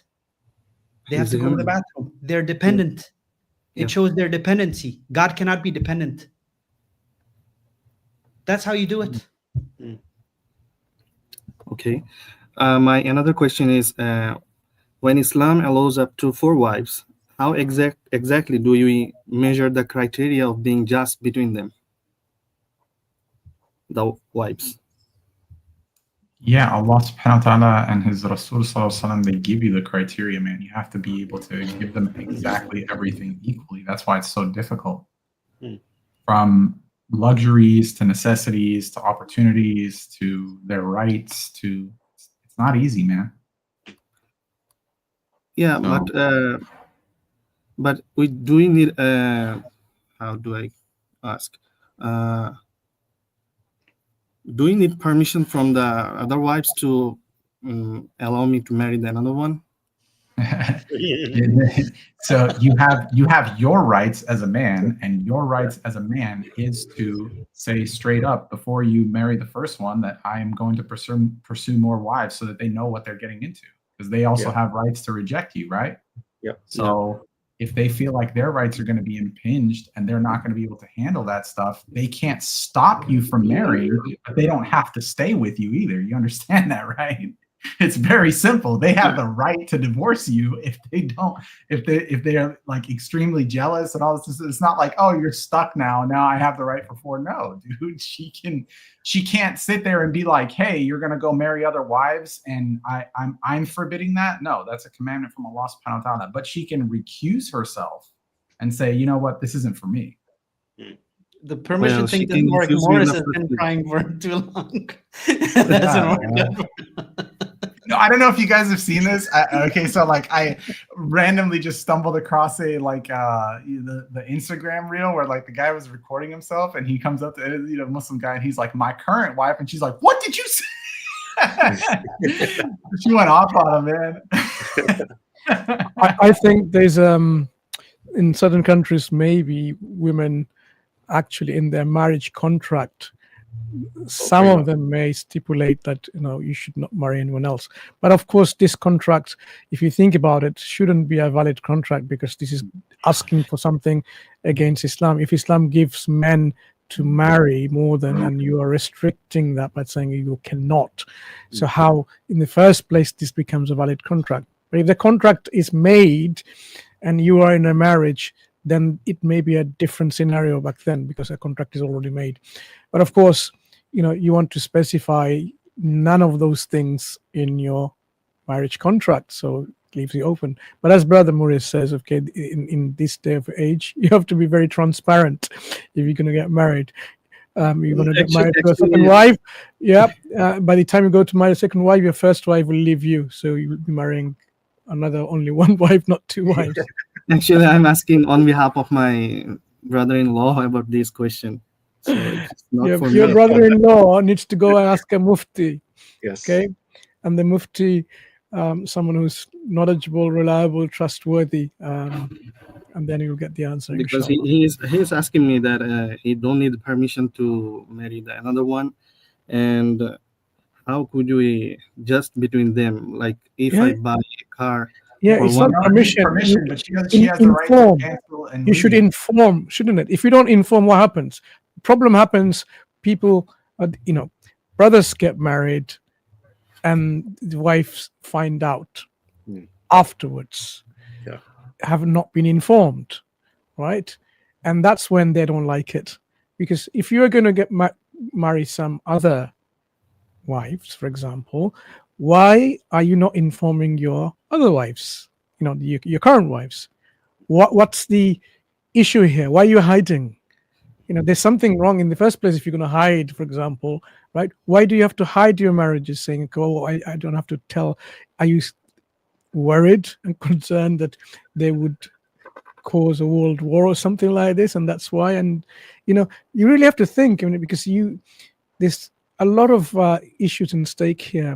If you're going to marry someone and then by doing that action, you're going to jeopardize your marriage, which is of current, then you need to think seriously about these things. Oh, thank you, brother. Just for this question, thank you. No worries. You're welcome. You're welcome. I got to step away for a bit, guys. I'll be back, inshallah, or at least I'll try to come back. So, in case if I don't see you guys, assalamu alaikum. Let's take the next guest with a question mark.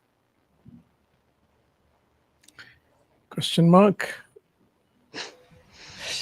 Hello. Hi. How are you? We're good, thank you. Do you mind identifying whether you belong to any religion or none? Technically, I don't belong to any religion as such, but culturally, I'm Hindu. Okay. So what brings you here in Dawa today? How can we help you? Do you have any questions? Nothing. I just saw your streaming and just came here. Why Okay. not just join? Yeah, absolutely. In that case, we would like you to become a Muslim. We want to invite you to Islam and save yourself from hellfire, That was because that's the straightforward. only reality. Yeah. Okay. Why? Very good question. This is a very smart individual. He's asking why we should become Muslim, and that's exactly and precisely why we're here. So let's start with Brother Fawad first, and then go to Emily.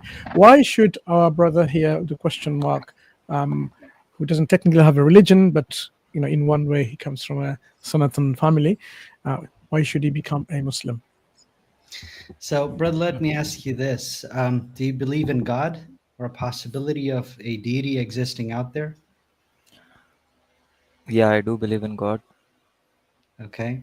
But Do I you think don't believe in religion stuff. I don't believe in religion. I don't believe in society, like people being together and like forcing some other people out.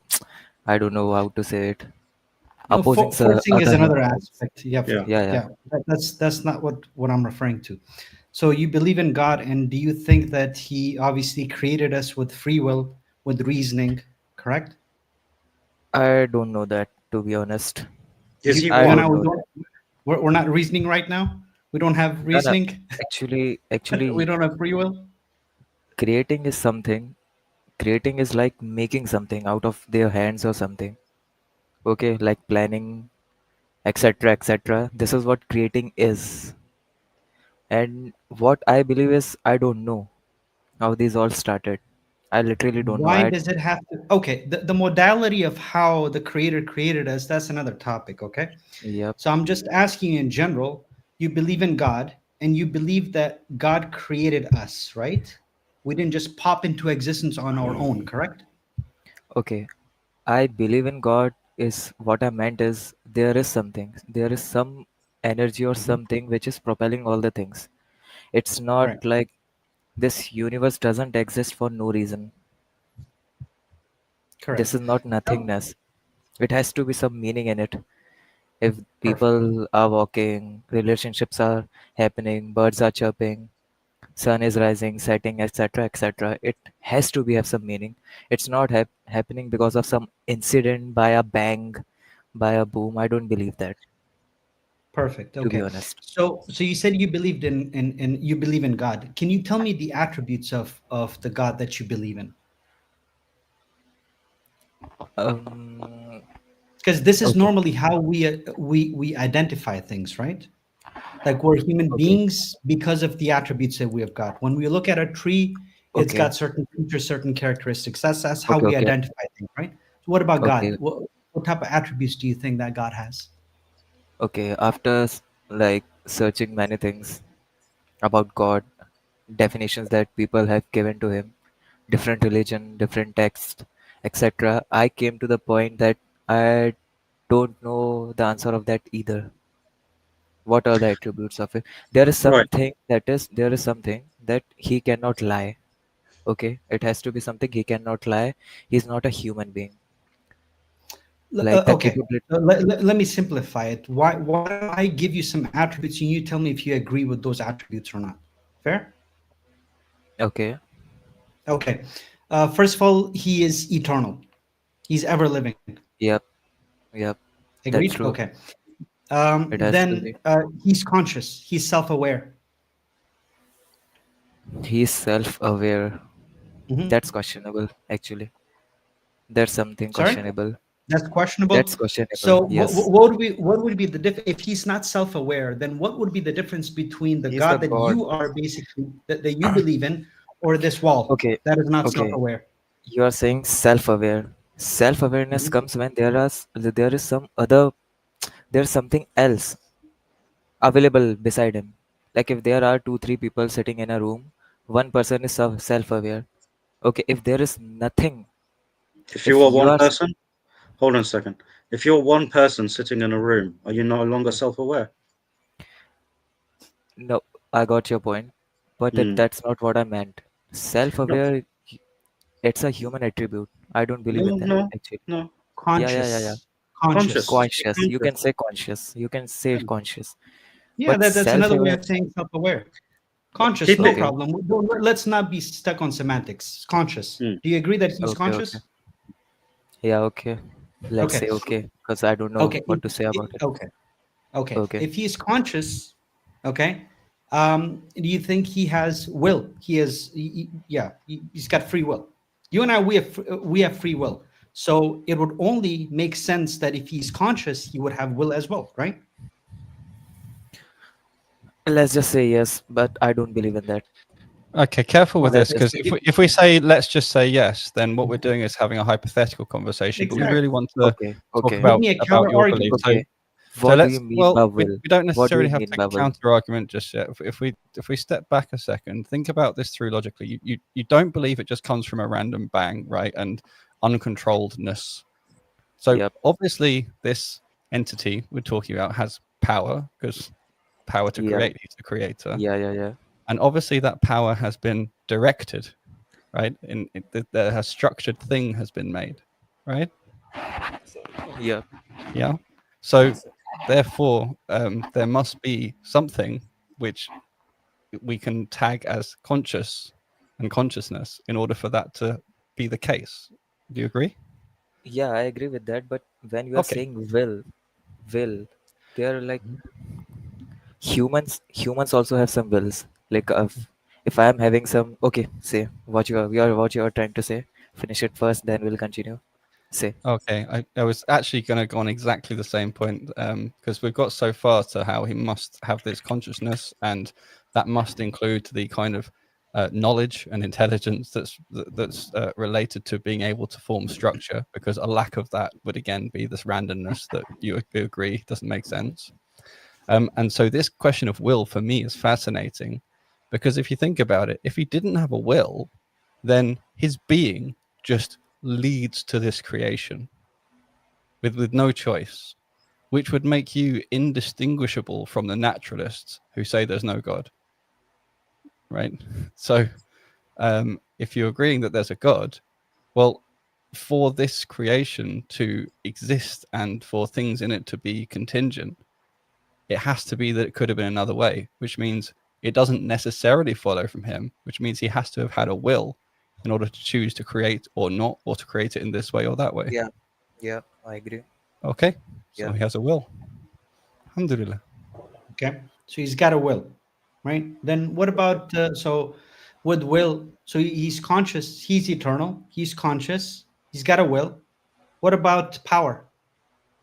Yeah, he obviously if he He created created this. everything. Yeah. Yeah, he possesses the power. Like God Perfect. possesses all the power. Okay. What about knowledge? Of course. If he's creating It has something, to he be. has to have knowledge of that thing Agree prior with to that. creating it, right? Yeah. Okay. What about communication? Can he communicate? Okay. I'm asking you. Communication. Yeah, communication. At Okay. what mean? By what mean? By what? Communicate. Communicate with his creation.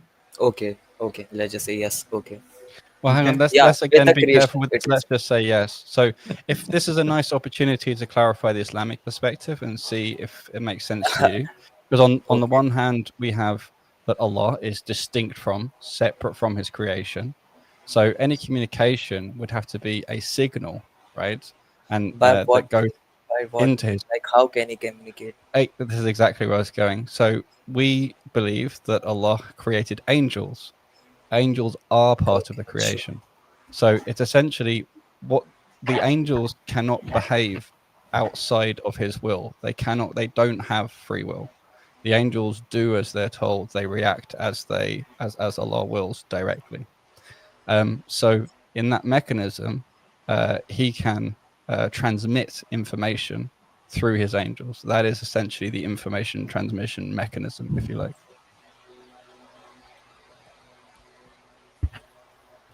So he can communicate, right? And that communication would be two ways, right? If he's able to communicate, he can relay a message and he can hear back, right? Okay. Like you and I were communicating, so it's a two-way communication, right? I'm Yeah. speaking to you at the same time I'm listening to you, right? Yeah. Okay. Then, so have you heard, because I can speak for everybody on the panel, I haven't heard that communication directly. Have you heard of that communication directly? Have you communicated with your creator? No, I don't. You haven't. Okay. But Yeah. there have been people throughout history that have claimed to have received some sort of some sort of revelation that they have communicated with God either directly or indirectly. Correct? That's my question is how and why? Perfect. But Why? this is where the angels come in, and this is where all the prophets had angels come to them. Yeah, I understand. Like my question is why the prophets? Why not you like Fawad, I.Hakim, Mansur? Why not you guys? Why the prophets? What was the criteria that they were chosen? What were the Beautiful what was question, it? actually. Take it away. I'll pray Salah. I'll be right back, inshallah. Oh, okay. So it is a beautiful question, but there's so many ways to approach it, because why is a very vast open question, and is essentially asking, can you give me all the wisdom? Or it could be make it make sense. Like if he's gonna give prophecy to some people but not to everyone, well, why wouldn't he do that? Now, for this, you're gonna have to give me, if you don't mind, just a few minutes to lay out the background, because otherwise I can't make it make sense. Is that okay? Okay, sure, why not? Okay, so think about it. So God, from our perspective, has already created the angels, which is these means of communicating and exercising His will in creation and so on. So He's already created these things that obey Him all the time and listen to Him and do what they're told. Okay.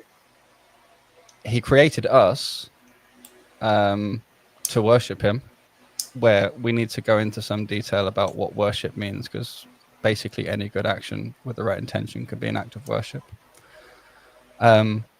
But he also said, if we had not sinned, He would have wiped us out and made another creation, because our purpose is, or part of our function is essentially to sin and then ask for forgiveness for that.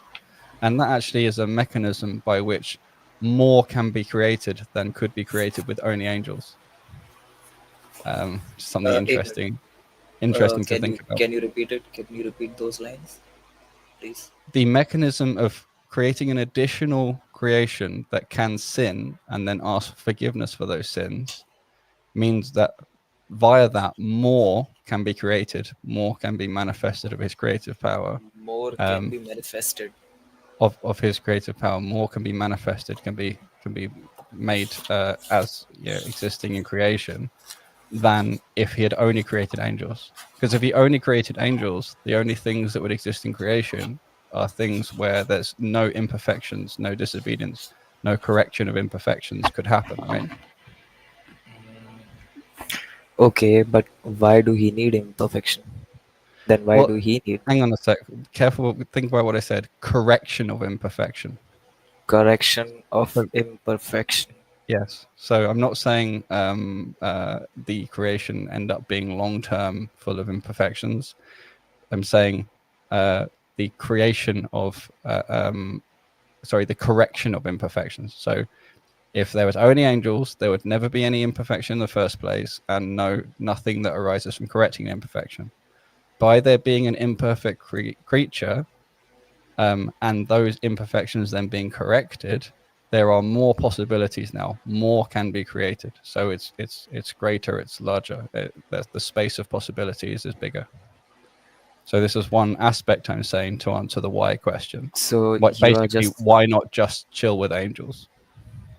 you are just saying that the human beings which are not perfect, which can sin or like walk in the wrong path, etc., are created just to expand the creation. No, it's not just So to. I'm just adding some reasonable justification. Like we could this one question you asked, we could go on for like 3-hour lectures 5 times a week. Okay. It's a huge topic.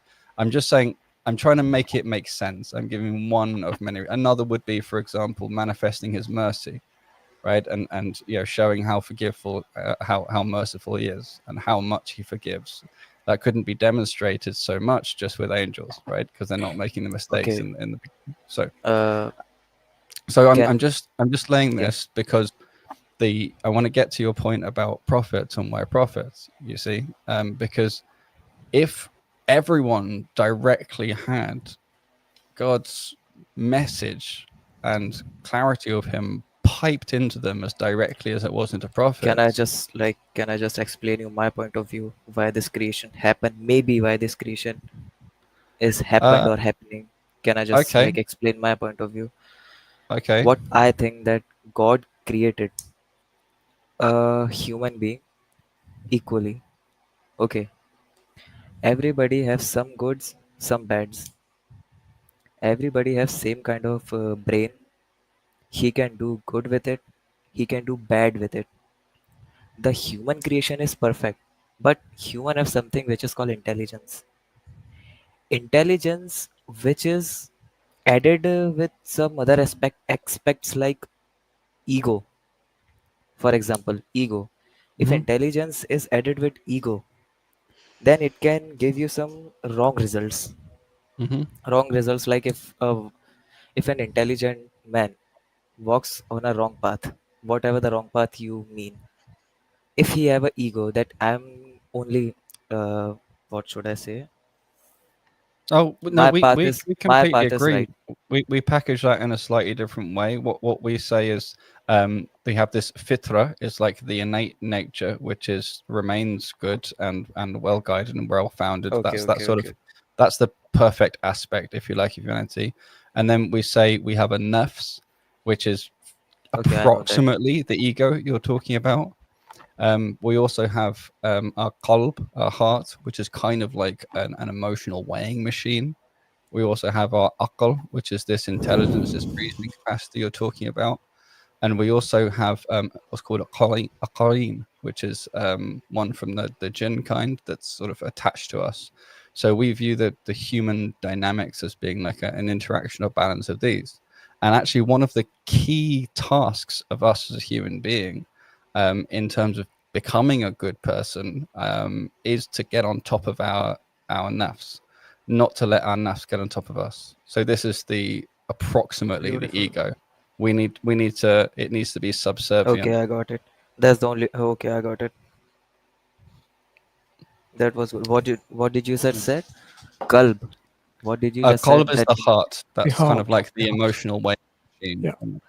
Just Kalb. wanted to, because you went into a different tangent, bring the question back I about wanted to why, answer.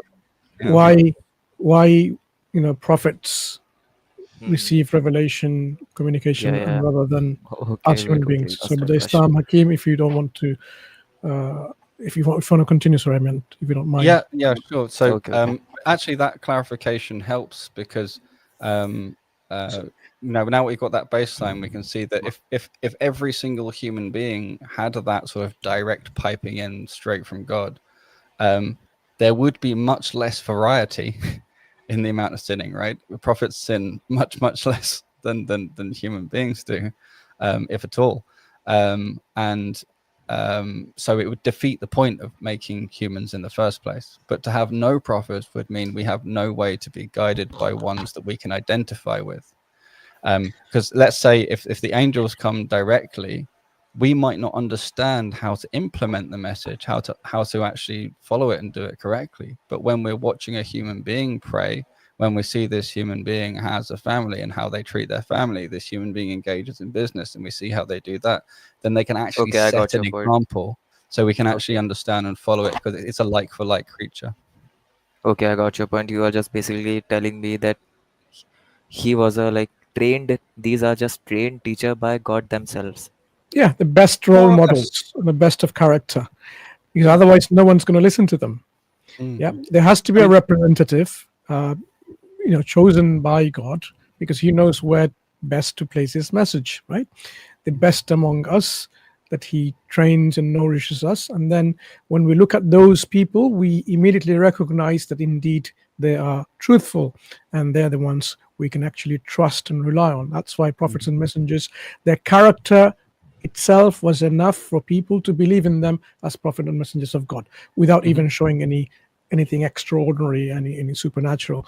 The character itself, and evidence for their claim.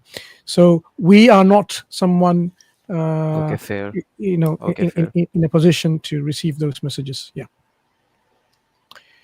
Right. So let's go back to Brother Fawad. So in relation to why to become a Muslim, so we've clarified in terms of the attributes of God, and lots of attributes we have uncovered so far in terms of who He is, as the creator, God, communicator, one with volition or will, and one possessor of knowledge and wisdom.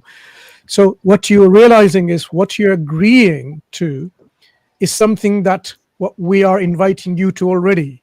We are inviting you to a concept of God in which those attributes are there in this God. So you're coming closer and closer to appreciating and accepting the Islamic concept of God.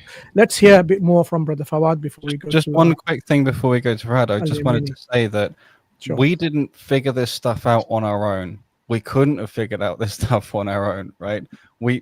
we have the Quran, we have this guidance. This is how, you know, these things make sense, and we can relay it. So that's why it's kind of invitation, because you might think, oh, well, you know, should I just carry on and figure out stuff myself? It's kind of like trying to live life without the manual. And like, if you have a manual of how to how to do things well and how to get information, it's well worth getting access. So I'll let Fawad continue, because really what we've established is that you just want to say one thing. Just quickly, I just want to finish off for a hand to Fawad. One thing we've established is that your concept of God that you agreed to is very, very similar to ours. There's maybe some things that I know, but basically it's the same. And then you understand that it makes a lot of sense for him to have the angels and the prophets. So now the question really, Fawad will deal with is this: why do we believe that Muhammad is a prophet, that he was not lying, that he was true? Absolutely. All right, so you're clear on, I Did think, he ask, brother. what was he question mark? Did you have a question before Fawad comes back to you? I just want to say one thing, that I have read some of the what should I say, Abrahamics, somewhat. Mhm. When I tried to read the Quran, the first chapter, it starts with some, well, I don't know what to say, very scary things, which don't let me go through the whole thing. Why is that? In starting, I don't know, the first chapter or first page or something, they just it said that who don't believe, I don't know what does it said, who doesn't believe will be like blindfolded or something. His eyes has been shut, etc., etc., etc. I You don't know, mean the and I second just chapter? You mean in the second chapter something about those who, you know, regardless of all the evidences and proof they see around us, they don't want to believe, right? It's like it doesn't help them at all. There are people out there. This is a reminder God is giving us about certain people. These people are heedless. They don't reason, they don't think, they don't reflect, they don't bother about evidence, they don't care about anything. So whether you tell them about this, it doesn't help them at all. So these are the people who have self-inflicted on themselves not to be guided. So this is a category of people that you can learn about it. But the first chapter in the Quran is quite actually a an bit interesting scary. chapter. The first chapter is called Surah Al-Fatiha, the opening of the book. It starts with Bismillah ar-Rahman ar-Rahim, in the name of Allah, the most gracious, the most compassionate, the one giver of mercy, the one full of mercy. It actually is a starting with hope, and you realize that that's what you are searching for. You want mercy from your God, because in this hopelessness in this world, this is what you need. And the Quran starts with the idea of mercy, then eventually moving you to concept of God who's not only merciful, but he is actually the owner, the king of everything. And being that, is in a position to actually judge people he has created, because he's just. And then in such a situation, people are totally at a loss unless they themselves then are grateful and obedient to this merciful, just creator who can help them out of their misery and hopelessness. And only way you can do that is by worshiping that one, the only loving, the one who is merciful, the just, the one who is compassionate, the one who is the provider, the sustainer. And once you come into all of these things, the first chapter then reminds you that you have to ask him for help, and you have to worship him the way which is better, the way those people who worshipped him, they became successful. They were the ones who God favored them, not the ones who went astray, were the ones who God was angered with, because the anger of God fell on them because of their total rejection and misguidance and arrogance and stubbornness. So the first chapter actually introduces you this very concept of God that we are talking about. With the Fawad will elaborate to you a bit further. But at least one thing for sure, though, we want to invite you to Islam, but ask yourself, if the clarification and the truth came to you, would you be open to accept it? But otherwise, it would be just a pointless exercise. Like right now. No, In once this stream. it's explained to you and it makes sense, your heart and your mind resonates. Yeah, I will. Yeah. Then at that point, what we're asking is, if that comes to you like this, would you be open to accept it? Because if you are not open to accept it, it's just a pointless discussion. Do you see my Yeah. point? Okay, I Okay. got your point. But Alhamdulillah. there's only Alhamdulillah. one thing. There's only one thing. I need my all my questions to be answered.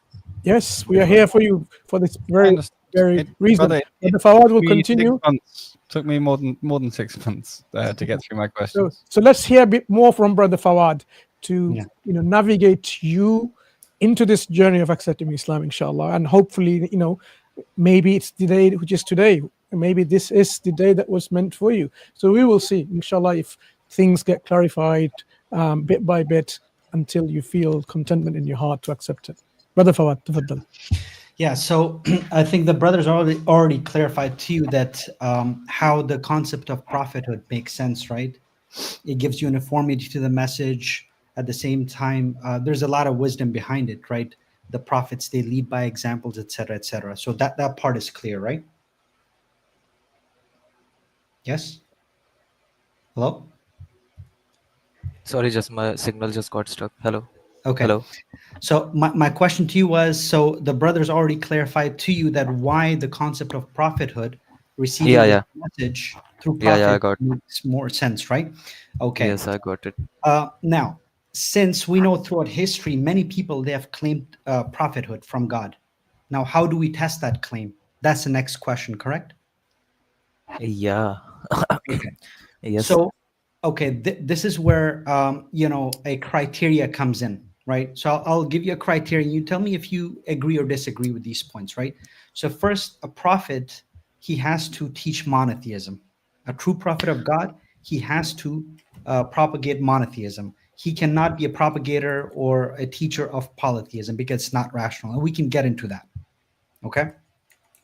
Second thing is he should be of a truthful reputation. Because if he doesn't have a truthful reputation, how do you know that the words that are coming out of his mouth they're a lie, or is he making up stuff, or is it the truth? Correct? Agreed so far? Yes. Okay. Okay. He should have moral integrity. Yeah. He should not be known for deliberate major crimes. And when I say moral integrity, I don't mean like judgment calls. Agree. I mean like at least deliberate major crimes, right? Because their actions should reflect the message that they're preaching. Correct? Correct. Okay. They should be of sound mind. They should not be senile, at least not known to have, to be senile, right? Yeah, right. Okay. What about prophecies? That's another good way to know. What do you mean by prophecies? Prophecies, right? So certain are time-bound prophecies. The Prophet ﷺ, he made so many hundreds and hundreds of prophecies that we can get into specifics, right?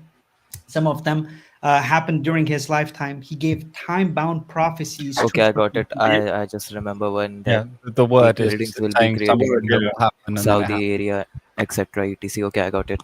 Right. Then he performed miracles. The prophets of God, they're capable of performing miracles. Now, this is optional. Not all prophets necessarily have to perform miracles, but since we're talking about Islam over here, right? Our prophet, he performed over 1,000 miracles that have been massively attested, recorded. Okay. Okay. Okay, so this is a criteria. Is there anything that you think that didn't make sense in there? I can run it down by you, and you tell me that he should be propagating monotheism. He should have a good reputation. Should have moral integrity. Should For be of sound mind. For me, it's just only about the morality. For me, morality will just do the thing, not the other thing. I like prophecies and all doesn't matter to me much. It's just morality. But the problem with that is, brother, you and I, we can agree that there are so many people you'll come across in your everyday life. They will have moral integrity, but like, would you believe in any person that will have moral integrity to be a prophet if they claim prophethood? That was intelligent. Okay, I got your point. Right. There's a closely related problem. I'll just very quickly say before we get back to Fawad, which is you're not necessarily in the right position to evaluate all morality, because Just like me, before I had Islam, I had some incorrect or certainly bad kind of ideas of morality. I had a different framework, and I couldn't necessarily understand morality when it was shown to me. It wasn't until I really understood the Islamic perspective intrinsically that I could understand some of its morality. So just be careful about it being a sole criteria. That's why I use multiple criteria. So it sort of helps. But go on, Fawad. Yeah. Right. Okay. So now that we've established, okay, this is a criteria for a prophet, right? Now, what about the revelation? Okay. What type of criteria can we establish for revelation to ascertain that this is a divine revelation? Okay. So do you have a particular criteria? You want me to give you one? Revelations like books, the laws, etc. Yeah. Right. So first, it should have internal consistency, minimum. This is the minimum criteria I'm giving you, right? That should have, at least it should not have internal discrepancies within itself. The text itself should be at least internally coherent. Do you agree? Yeah. Okay. Then the second thing is that there should be something distinct, something unique about it that should make it different from all of the man-made books, that you can definitely have, right? Definitely, yes. That its composition should be something unique about it, right? That I can test it out, right? Yeah, definitely. Okay. Yes. And then the third, I would say that has to be preserved from its source. So if source is God and God gave that or relayed that message to the prophet, at least it should be preserved. Else, how can I know that this part is from God and some of the other bits of it could be, interpolated by human beings when it got, relayed to me over a period of time? Do you agree?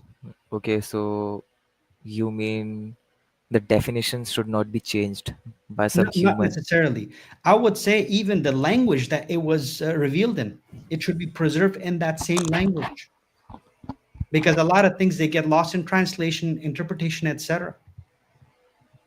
Okay, that was new. Okay, for me. Right? Okay. Yeah. So all three of these things that I gave you, the Quran actually checks all three of these boxes. The Quran tells you itself, and this is, by the way, what I told you, this is exactly the Quranic challenge, that had it been from anybody else other than God, other than Allah subhanahu wa ta'ala, in chapter 4, verse 82, he says, do they not ponder on the Quran? If it had been from other than Allah, they would have found therein much contradiction. Okay. The second one that I gave you, that it should be unique, distinct from human composition. The human can create something that human beings cannot replicate. Exactly. Okay. The Quran gives you a challenge about this as well. That if you think that a human being is able to replicate something like this, go ahead, do it. It gives it to you in three forms. First, it tells you to replicate the entirety of the book, come up with something like this. Then it brings it down a notch. And then it says that, come up with 10 surahs, and the shortest surah being like only 3 verses, right? Then it brings it down even a notch further and says, create one chapter like it, only 3 lines. Okay, and the third one is preservation. Allah subhanahu wa ta'ala says in chapter 15 that he himself preserved this book. We have the manuscripts from the 1st century, and we have an oral tradition going back, massively attested, going back to the Prophet, alayhi salatu wassalam. So in essence, if you want to disprove Islam, right, all you have to do is just poke hole in any of these 3 things, because this is the Quranic challenge itself from God. Okay, let me just revisit it. It should be preserved. It should be preserved. It should be not it should be differ. It should be unique. It should not be man-made. Yes, something about it that I can test. There should be a falsification challenge for us, right? Okay, and what's the third one? The third one, that it should have internal consistency. Consistency. Yeah, exactly. It shouldn't. Okay. That's a bare minimum. right? Because you can come across so many books that may not have internal inconsistency in there, right?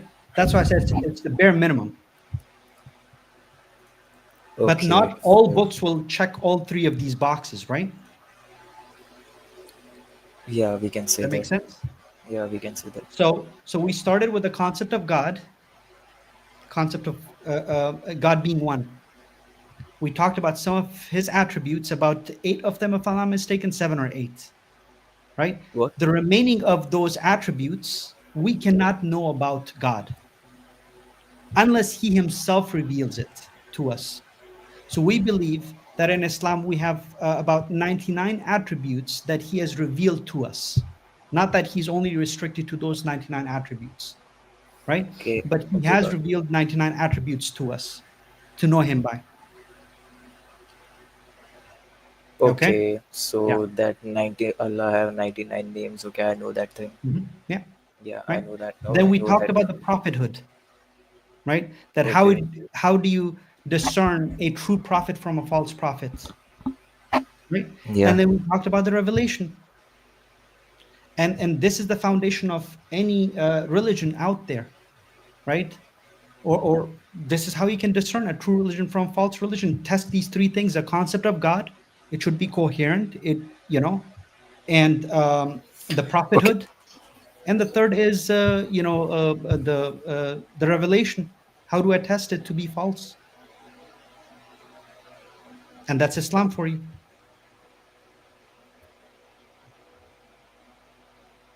So now our question to you is, what is holding you back? I got your point. Mhm. All of the points that you said are fair. Fair. One thing that I was saying, I was asking actually that I read the Quran first, second chapter as Mansur was telling me it was like a second chapter. And sorry for my English, it's not that great. No worries. Sorry for that. Okay. I have read. I have read what Genesis also. The Wait. starting of the Just quickly, starting of just quickly, Mark. Did everything that Brother Fawad and Brother Islam mentioned to you, does that all make sense to you? Yeah, it does make sense to you, and it's also makes me question this, because Quran, starting of the Quran and starting of the Bible is different. And as I know, both are like both of them came from the same God, like other from the Hinduism, like Eastern philosophies. Abrahamic, according to Abrahamic I'll belief. stop you right there. The Bible, we don't believe Okay. that the Bible is from God. Yeah, it is claimed to be from God, just as so many other books have claimed to come from God. Actually, But no. yeah, The people claim the Bible came that's from the God. point. The Exactly. Bible in of itself never claims to be from God. True. Okay. Right?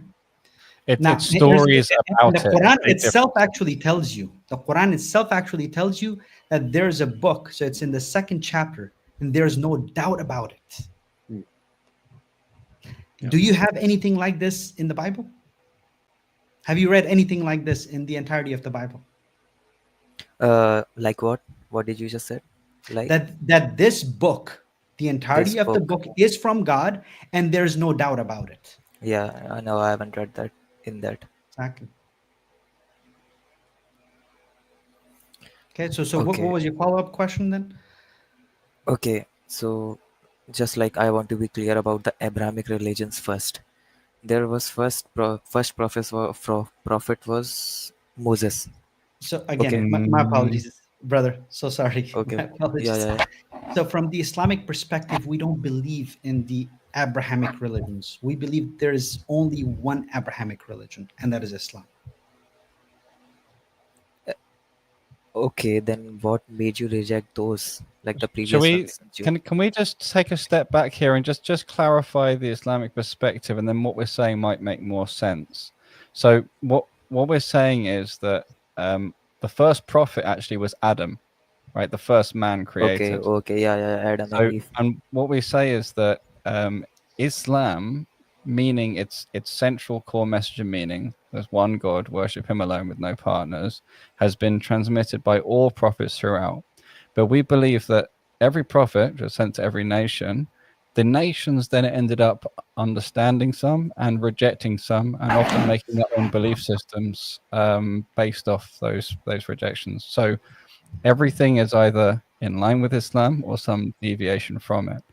But it was only that sort of chain, if you like, also contains some earlier things that were appropriate for earlier times, then got abrogated or overwritten for later times.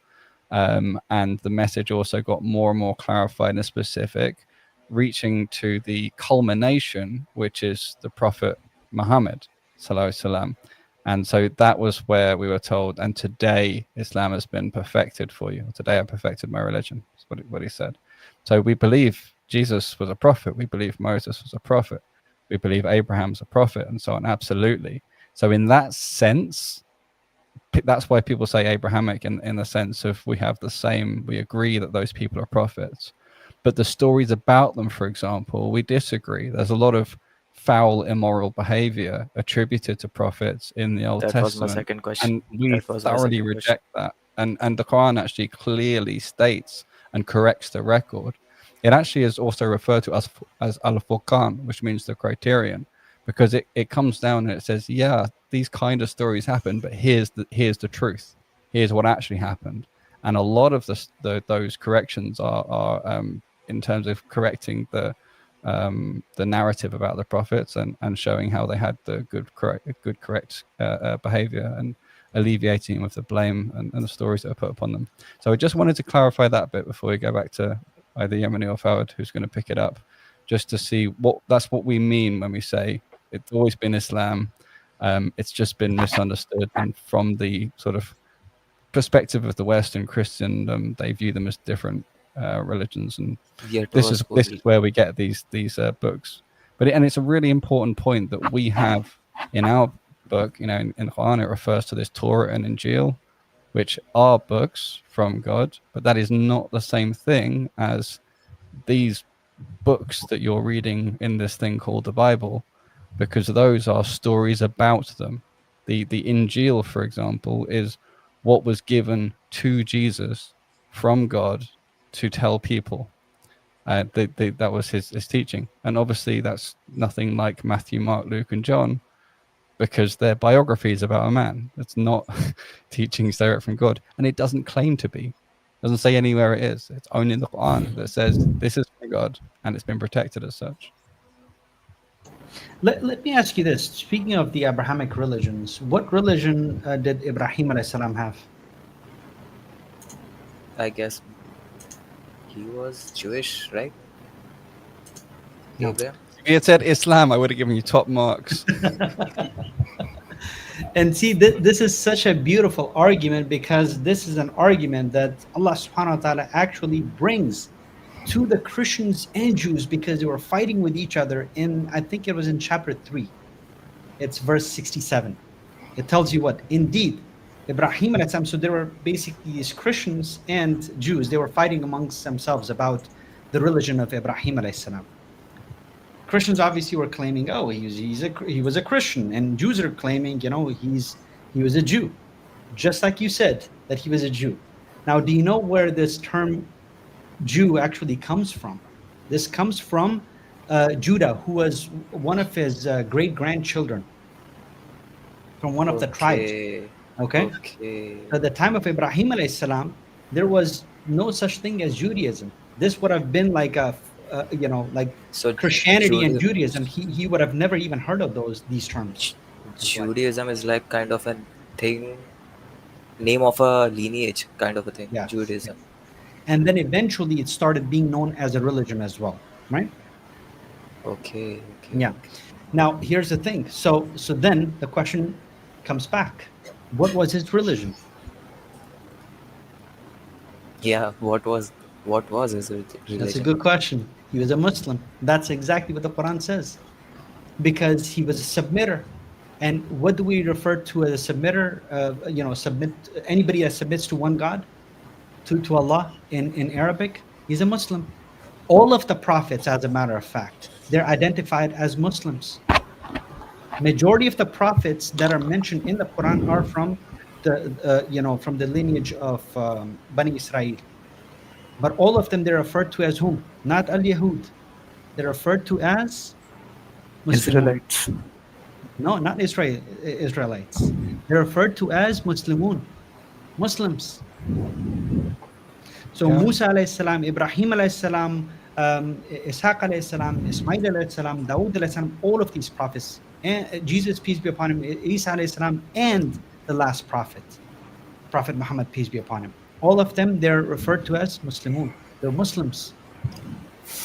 So the word Muslim means someone who submits, is what Muslim means. Who submits to one God, to the one God. To the Yeah. one God. Yes. Not a general slave, because one who submits in general is just a slave, but a slave to God, someone who submits to God specifically as a Muslim. And when we say that, the Christians, Arabs also say Allah. It means the God in the superlative. And that submission, of course, is not coerced, it's not forced, it's a willing, voluntary submission, a sincere submission. And that's why when you ask someone to become a Muslim, it needs to be from their own self, willingly and sincerely, and submitting to who? To this one true God. And that's when you become a Muslim. Which is actually why I chose Islam as my Muslim name when I came to Islam, because it means peaceful, willing submission. Yeah, what you were then before being a Muslim? What you were before? Well, I went to a Christian school when I was young, but I became atheist, which was more in line with my parents. I was very, very atheist, anti-religion, anti all this kind of stuff.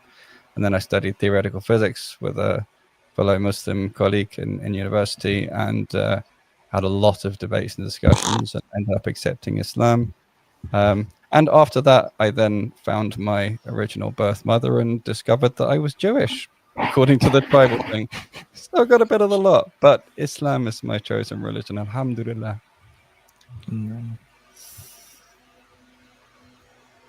Okay. Let me just thought about it. Let me just construct it in my mind. There was no religion before, like when there was Abraham, there was no religion. Then There was after a that, the religion. religion. No, there was from the beginning, Remember? from Adam Adam. alayhi salam, the first human. Okay, There was only ever one religion. There was only ever one religion, and that was Islam. Only ever one true religion. There were lots of false Yeah. religions which grew from the various ways Islam was misunderstood or misinterpreted, or things like the jinns tried to whisper corruption into people, and it became a source of power for them, and so on. Yeah. One religion ordained by Allah. One religion ordained by Allah, that's Islam. And again, this is what he says in the Quran, Inna Deena Inda Allahi al-Islam. And this is what he had from the time of Adam. From Adam all the way to today, the ones who are Muslims are the ones who submitted. Right? Adam was he submitted to Allah, and so did his progeny. Of course, not all of them, but those who did, they were from his progeny. Okay.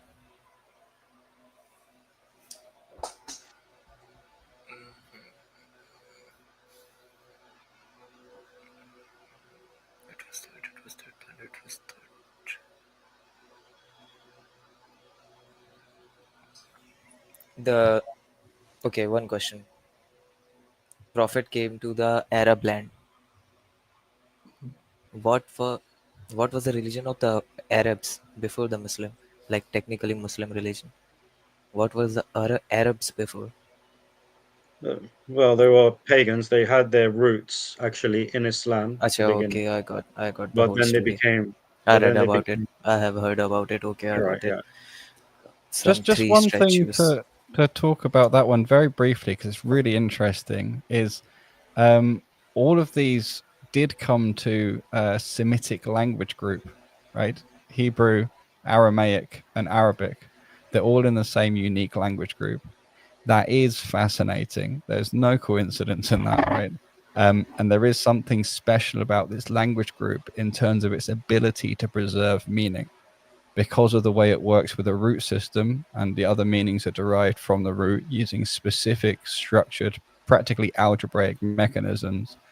It's a very, very special group of languages that's able to protect its meaning and able to express things in a particularly clear way, and also able to generate new words that are immediately understandable because you can reverse engineer with the framework how to understand that word. So there are actually really good reasons why it was specifically revealed in that region in that way.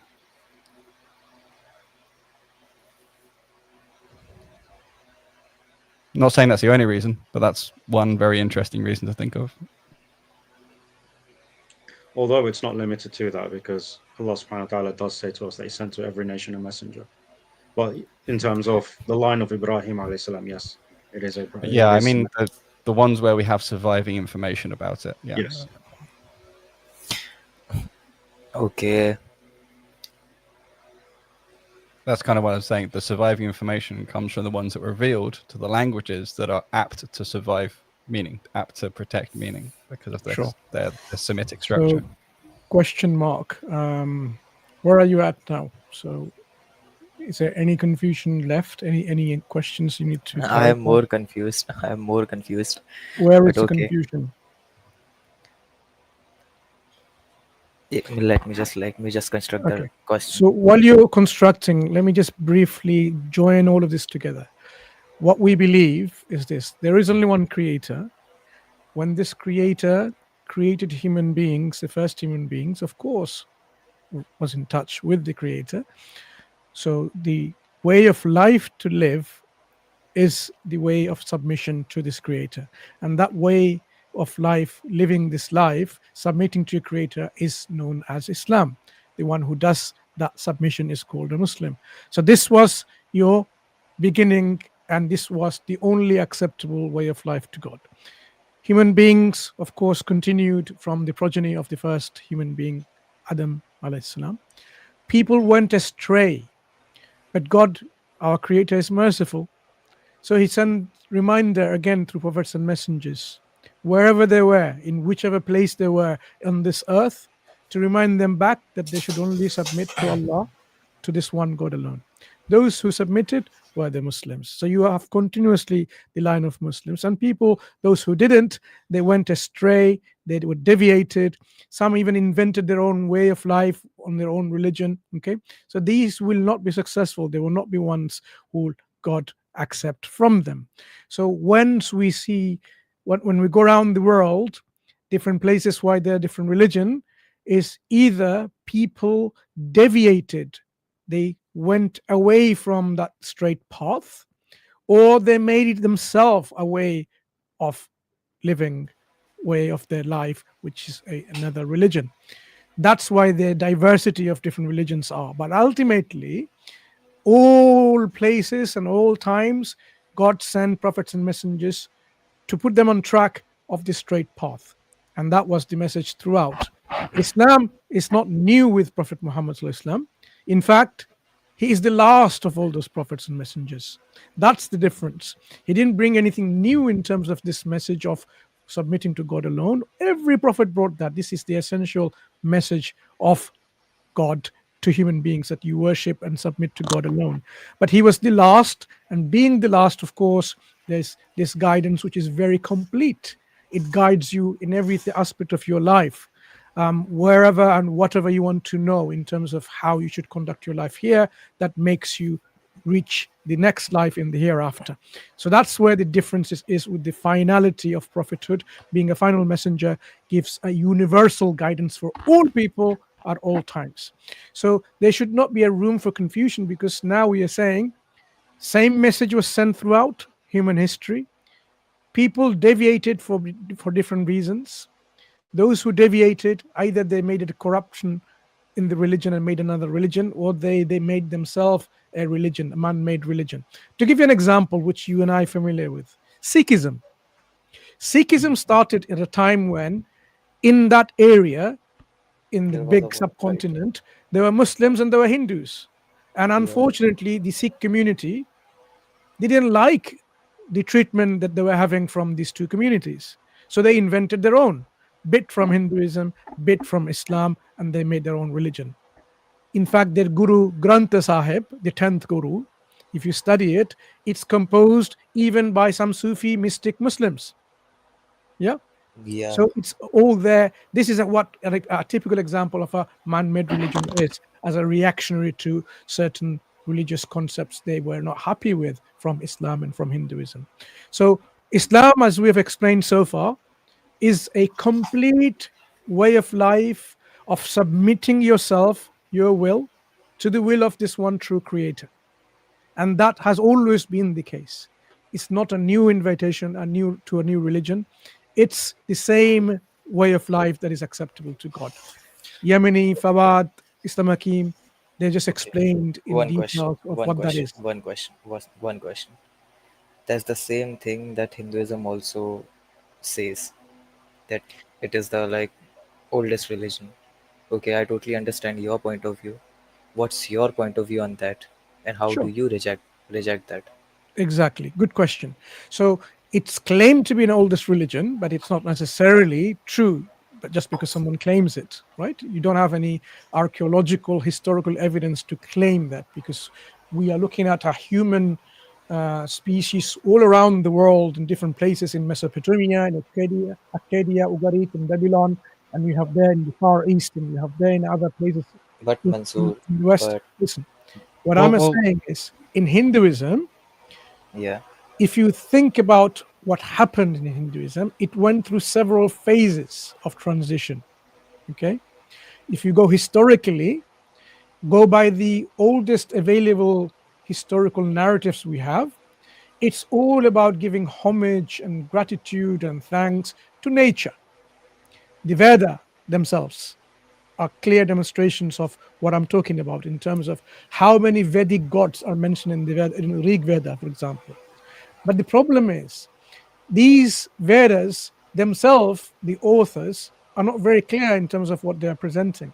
And that's why you needed another transition to bring some level of clarification in the Upanishads. They came okay, I philosophized. got your point.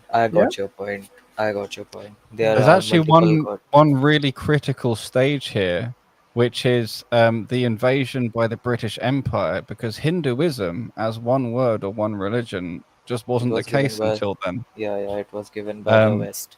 So actually the idea the that invaders. Hinduism is the oldest religion is completely false, because the idea is very, very new.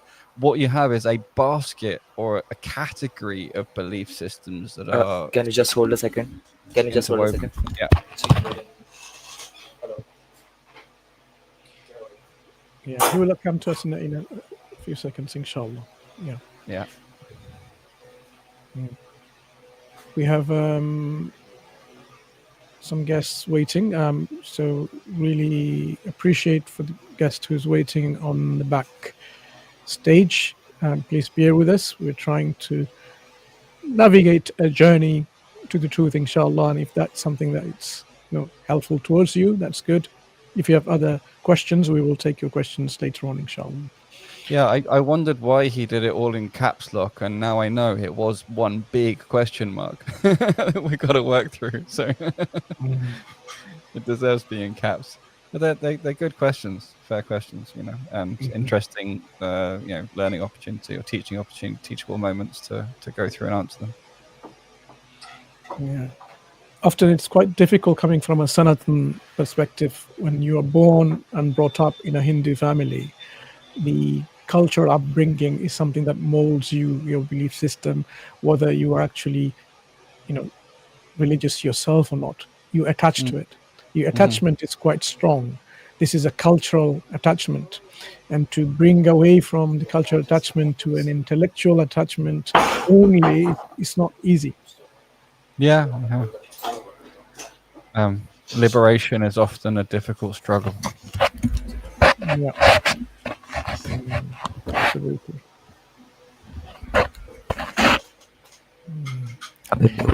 In the meantime, let me just take some questions from the comment section. Somebody asked, does anyone know why Sheikh Ibn Hazm doesn't join anymore? He's very busy with street dawah, live street dawah. You can watch live in several days happening in London.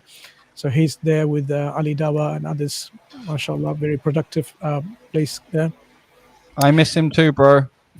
better than Speaker's Corner in various respects, some people say, because over there you don't have the toxicity that you notice in Speaker's Corner or others. So one-to-one discussion. Some brother is asking about me, about he's a doctor from Bangladesh. After giving salam alaikum wa rahmatullah to you, and he wants to invite me to a conference. We won't be able to because we're living in a different country, and I won't have time to go to this conference. And welcome to Laith to become a YouTube member. Jazakallahu khairan. And we come back to our friend question mark. Are you ready to continue? Yeah. Yeah, go ahead. Yeah, go ahead. So I explained to you very briefly about Sanatana in terms of the transition that went through. And eventually with the Bhagavad Gita, there was this reconciliation to make it into one God and others. So there's lots and lots of phases that went within this particular religion. As I.Hakim mentioned, Hinduism or Sanatana is like a one broader umbrella and within which there's so many different religions. And that's why you have Shiva being the primary and principal deity in one aspect, and Vishnu in another one. And yet some say Vishnu is Shiva, and others say no, Vishnu is separate than Shiva. All of these things are there, but ultimately the confusion came because they have not, you see, the conditions are not fulfilled. They have not fulfilled those conditions of preservation of this communication, if indeed there was those communication. We believe God sent communications through prophets and messengers through all nations, including in the East. But as to who they are or who they were, we cannot be sure. Why? Because the remnants that remains is very, very sketchy. You cannot get much out of it. All you find is a little bit here and there about monotheistic. Okay, I got you. I got your point. I agree enough. with it. I know about it. There are some other questions, okay, other than religion itself and the books itself. Go ahead. Do all Muslims eat non-veg? Just a thing. No. Because I am a vegetarian, not because of You don't because have of the to religion. eat meat. It's your choice. You don't have to eat meat. If you want to remain a vegetarian after becoming a Muslim, no one's going to force you to become a meat eater, right? Because something that you've been brought up for with the traditions and cultural upbringing is not something that is easy to change. So if you are happy with that, that's fine. The only thing that you have to make adjustments is to understand that there are certain rituals where we have to perform, for example, animal sacrifice and qurbani, yeah, like in Hajj. That was my question. On the 8 days, you have to sacrifice a goat. Yeah, but you don't have to personally do that stuff. It's not like this is a fard upon you. Fard meaning something that's obligatory for you to do. It's more being accepting that according to God, there are circumstances where it is okay for people to sacrifice any animals. And it can be done on your behalf by others. You don't have to do it your own self. And you don't have to eat meat. It's not obligatory to eat meat as well. This moral aspect or element of it could be something that's worth sort of clearing up, because bear in mind, we think everything is created.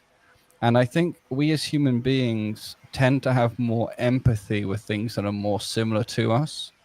And so we might think, and a lot of people do, they think, well, the animal must feel like us and so on and so forth. But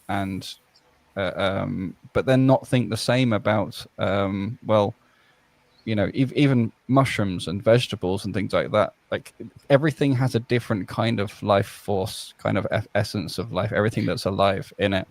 But there are the little hairs that are on roots of plants have the same little slice of genetic code as the hairs that are in our ears, but respond to sound, and the hairs on the plants also respond to sound.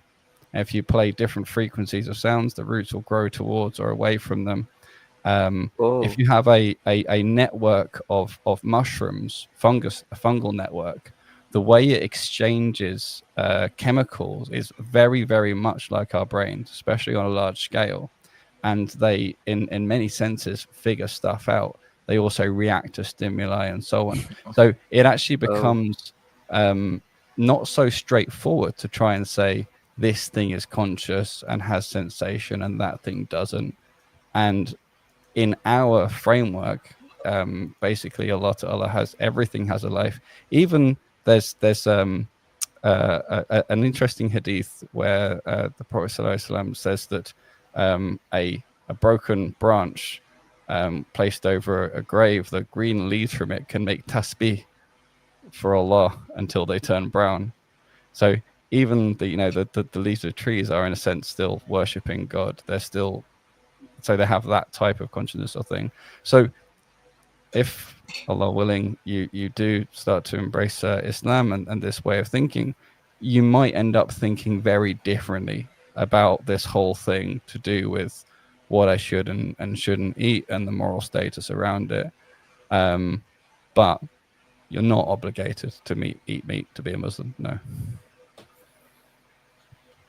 And there is my other question, which could be offending also. Not to worry. If whenever I see some scholar in India, whenever I see some scholar or some teenagers or some young men at just like my age, 20 and 23, 24 something, why this scares me. Whenever I try to speak to them or put a question or something to them, if I have to like ask something, they are just angry, like they are not reachable. That if I go through the process that you are saying,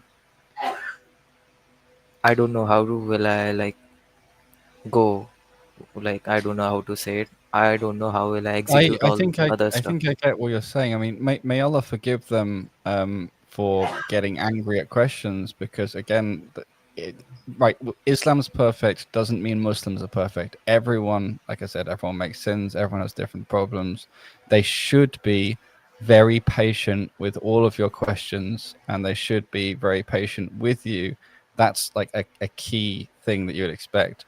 You should be able to find plenty of scholars and teachers who are patient and willing to understand.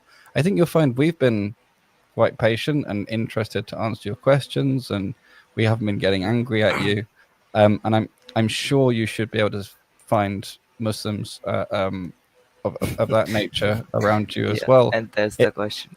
And That's the question. Okay, the I other got it. thing to say also is in this is that once some of the questions that you've been asking us are answered, if you go to them and you say, look, remember how at the beginning of the conversation you were saying, well, I believe in a God, but not necessarily any attributes. And now that we've gone through and clarified a bunch of attributes from perspective, you can say, oh, no, I believe in that. Yes, I believe that. Yes, that makes sense. We've gone through a lot of those things.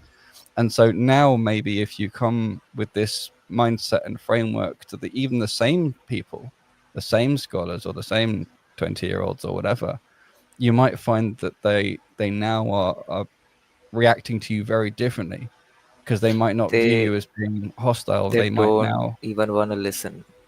I No, but can't you even see, ask them a what I'm question saying is in okay. not based on your previous experience. What I'm saying is, now that you've gone through this with us, understanding that actually you do share a lot of beliefs about the nature, the characteristics of this one God. If you go to them now with that basis, you might find they approach you and interact with you very differently. You might find that they didn't know how to deal with you and couldn't help themselves from seeing you as a threat, and maybe they don't this time. So it could be different with the same people, but if not, try and find people who, like us, are showing these the kind of characteristics that Yeah, we're all kind supposed of to the show, characters. which is being patient. Is one of the main things the Prophet ﷺ taught is don't get angry, be patient. So it's almost like a marker for you. If you're going to someone and they're impatient and angry, not just once but all the time, they're probably not the ones you want to get knowledge from anyway. So it just keeps searching until you find someone who is on your level. So another thing the Prophet ﷺ said is to speak to people on their intellectual level. So find someone who speaks to you on your level, who is patient and who doesn't get angry at you, and that would be a good way to go. one of the things what you can do after, of course, you become a Muslim, is to actually take that role of changing the society. Why people are impatient, when the teaching of our Prophet Muhammad sallallahu alaihi wasallam is to be patient, is to be kind, is to be understanding, and some people are not. Why they're not following? So this may be because you've experienced yourself and or are experiencing. One thing you could do as a Muslim is to address that issue head on. Why is that happening? You can actually do, some kind of investigation or finding out in a particular area or in your area why this is happening, and you can change that. Because don't forget, you as an individual, you have roles and responsibilities. All are people within your families and all around you, and this could be one of them that you are actually trying to change, and this changing will be a good thing for you to do. So don't make that as an obstacle of becoming a Muslim, because these Muslims, they need Islam just like we all need Islam, right? And this is interesting, because maybe it could be a research project for you, or something that we can even help you with if you want, is to get good hadiths of Prophet Muhammad sallallahu alaihi wasallam, of when he encourages people to be calm, to not get angry, and all these other kind of good behaviors that we're talking about, and learn those hadiths and have them ready, and then go ask your questions to these people of knowledge. And then if they get angry or whatever, you say, sorry, I thought, isn't this supposed to be how it goes, how it behaves? Maybe you can teach them this way and you learn this way, Inshallah. Any other questions from you? There's only one thing. There's one more thing that I've heard about different kind of, I don't know what, sects or something. Not the Shia Sunni. Yeah. Not the Shia Sunni. There's something else. What does it? Like there are different names to it. Could that be something Inside. like schools of thought? You mean Inside. Hanafi, Shafi'i, these ones? Yes. Yeah. Madhabs. That also. Yeah. What are those? How someone So chooses these those? are schools Distinguish between them.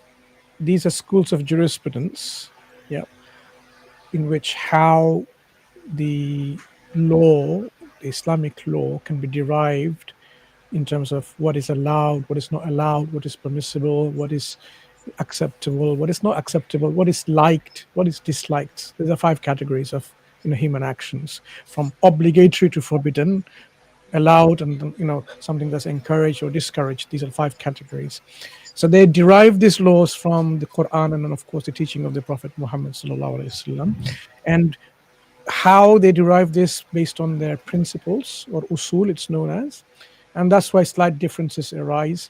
And these differences they call, okay, now according to our school of thought, this is what it is, and that's why they have to name it. Okay, so you have like the Shafis, the Hanafis, or Hanbalis, or Malikis. Okay, but ultimately the source they would use is the same. In general, you have the Quran and the Sunnah being the primary sources of Islam.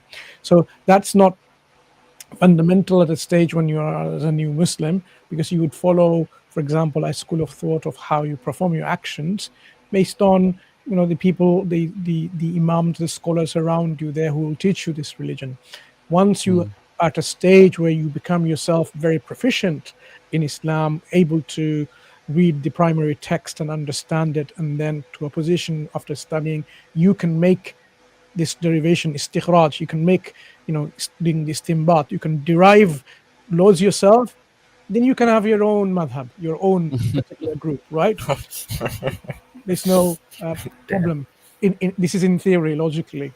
But of course, because our scholars in the past have systematized, they have formulated all this principle, and based on these principles, how things should be understood.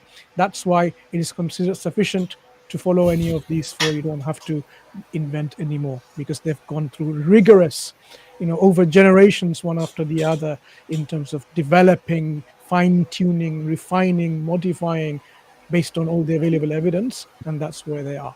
Okay, it's worth pointing out that there's absolutely zero disagreement between these 4 schools in anything fundamental to do with Islam. They are completely lockstep in terms of everything you need to know to not just start to become Muslim, but everything you actually need to know to live your life as a Muslim. They're in lockstep. There's no difference, and it's only when you start to get into nitty gritty, if you know that expression, like minutia differences or something, there can start to be a difference. But even then, you will find that you would go to your local or whoever, a person of knowledge, and they usually will look at the opinions of the Shafis and the Hanbalis and so on in order to derive a particular thing they want to tell you as well. Like, What school no do you one follow? thinks that Do the you others guys are all follow? completely wrong and only they're right. Like, there's nothing like that Yeah. going on. Like, they're all highly respected by everyone, Sure. all the different groups. Yeah, and the ones that you see today are not the only ones that was around historically. There were more, but this became four, which is very well researched and refined, and this is sufficient. People don't have to invent anymore, and they don't have to go back to the previous ones. And in everyday life, human life, in every aspect of human avenues of knowledge and practice, there's always these different schools of thought, whether you go into medicine, surgery, you name it, every discipline, economics, sociology. There's nothing there where there are people there with certain differences in terms of how they think best should be done. So you can go to a particular school of something, and they'll say, according to us, this is the best way this is done. This is natural because you can't unite everyone on everything. But the beauty of Islam is the fundamental aspects of things, they all agree. It's only certain branches that you can see because of the language itself allows flexibility, or the situation allows flexibility, and that's why it's like this. Okay, so it's the more you go into the subject, more you'll appreciate more and more why it's actually like a mercy that these things are around, in which it hasn't rigidified in such a way that that's it one particular way, but it gives us room of flexibility and development within those particular boundaries, which we called madhab or madahib. So that's the question about madhab. There might be other things you have in mind, I'm not sure, but I think this is what you're referring to. Anything else, brother, in terms of... You guys looks irritated, so I'm not. No, we're not going to take- irritated. We're not Sorry irritated. if we We're look happy. that way. I'm a bit tired, Yeah, but I'm big certainly not question. irritated. Yeah. What we would like to see is you taking that step and saying, I'm ready. This is what we are hoping for. If you have further questions for clarification, you're more than What- willing to answer. Brother what Yemeni I had to thought- go because he had to go and tend an issue. That's why he's dropped from the panel. Uh, But we'll be here for you. Which ethnicity are you from, Mansur? If I'm it's from okay to tell. Bangladesh. You're from Bangladesh, and you're Fawad? I'm originally from Pakistan, but I live in Brazil. Okay, so you're from Pakistan and lives in Brazil. Mhm. Okay. In Bollywood movies, in Bollywood songs, there are so many poems written by Sufis. There was a song, as you know, Fawad, I guess, and you also, from, Rockstar, Ranbir Kapoor, any of you? There is an actor, Ranbir Kapoor, he has a movie Rockstar, which song is like, Kagare more itini araj to se chun chun khaiyo mas. There is a lyric, there is a poem, and that poem like hit me so hard, I always used to think like the thought of the poem, like why this poem is written. Then I got to know there is this poem is from some Sufi, and I just searched about it, and I found out that Sufis are not good thing in Islam.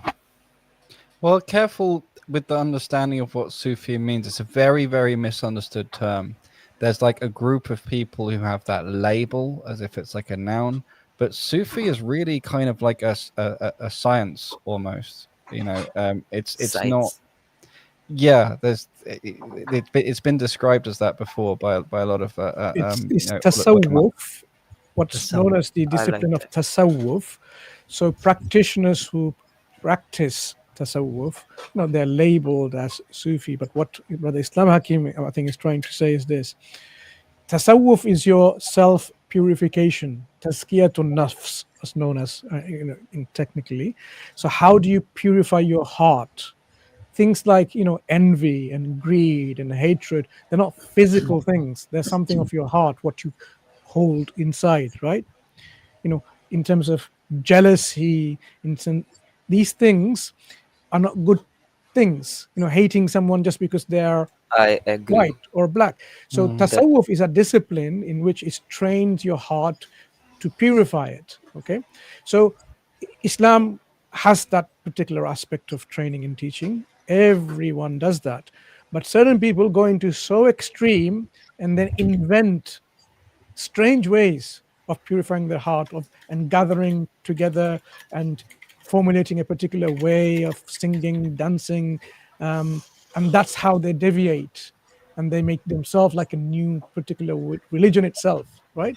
That's what we say you shouldn't be involved with. Yeah, you and this is should kind of what I was trying to differentiate as well, because even that the group who do, or the whirling dervishes example, or the groups who do that sort of stuff, even that isn't really the whole of the Sufi thought, like what that kind of stuff means. It's one of the outcomes that came out of a very deep, complex thing.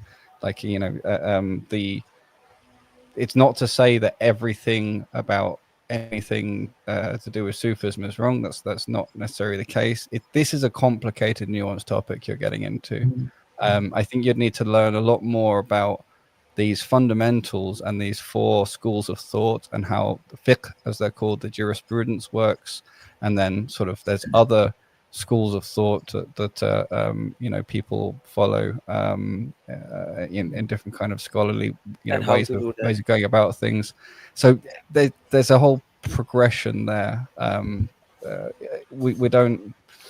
This is a complicated topic as well, honestly. You don't have to learn all of this from day one. You will, as long as you know the principles, that this is what is based on.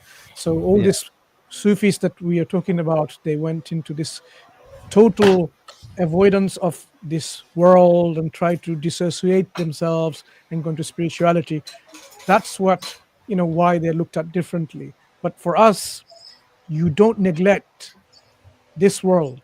You don't neglect you and your physical needs and your material needs. Islam gives you a balance. Okay, so some people go away from this, deviate, creating imbalance, and that's where the problem starts of having a different identity.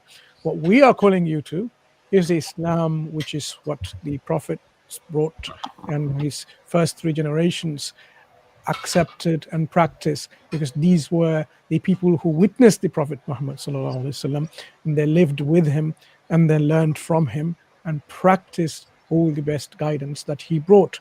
This is what we're calling to. If you can just reason that what we are inviting you to, not into a confusion, we are inviting you to the very fundamental, the very source, the very thing that started with the Prophet ﷺ. So that teaching would be the best, and the Quran actually talks about this. The best interpretation is the one that God provides and the Messenger provides. This is the ahsanu ta'wila, the best interpretation. So when you become a Muslim, if you understand that this is the path to take, it is the safest, and no group, whichever way they describe themselves as a Muslim group, they would disagree with that. That I am trying to identify myself as a Muslim in the understanding of the first 3 generations of Islam. Question mark. Yeah. Any other questions?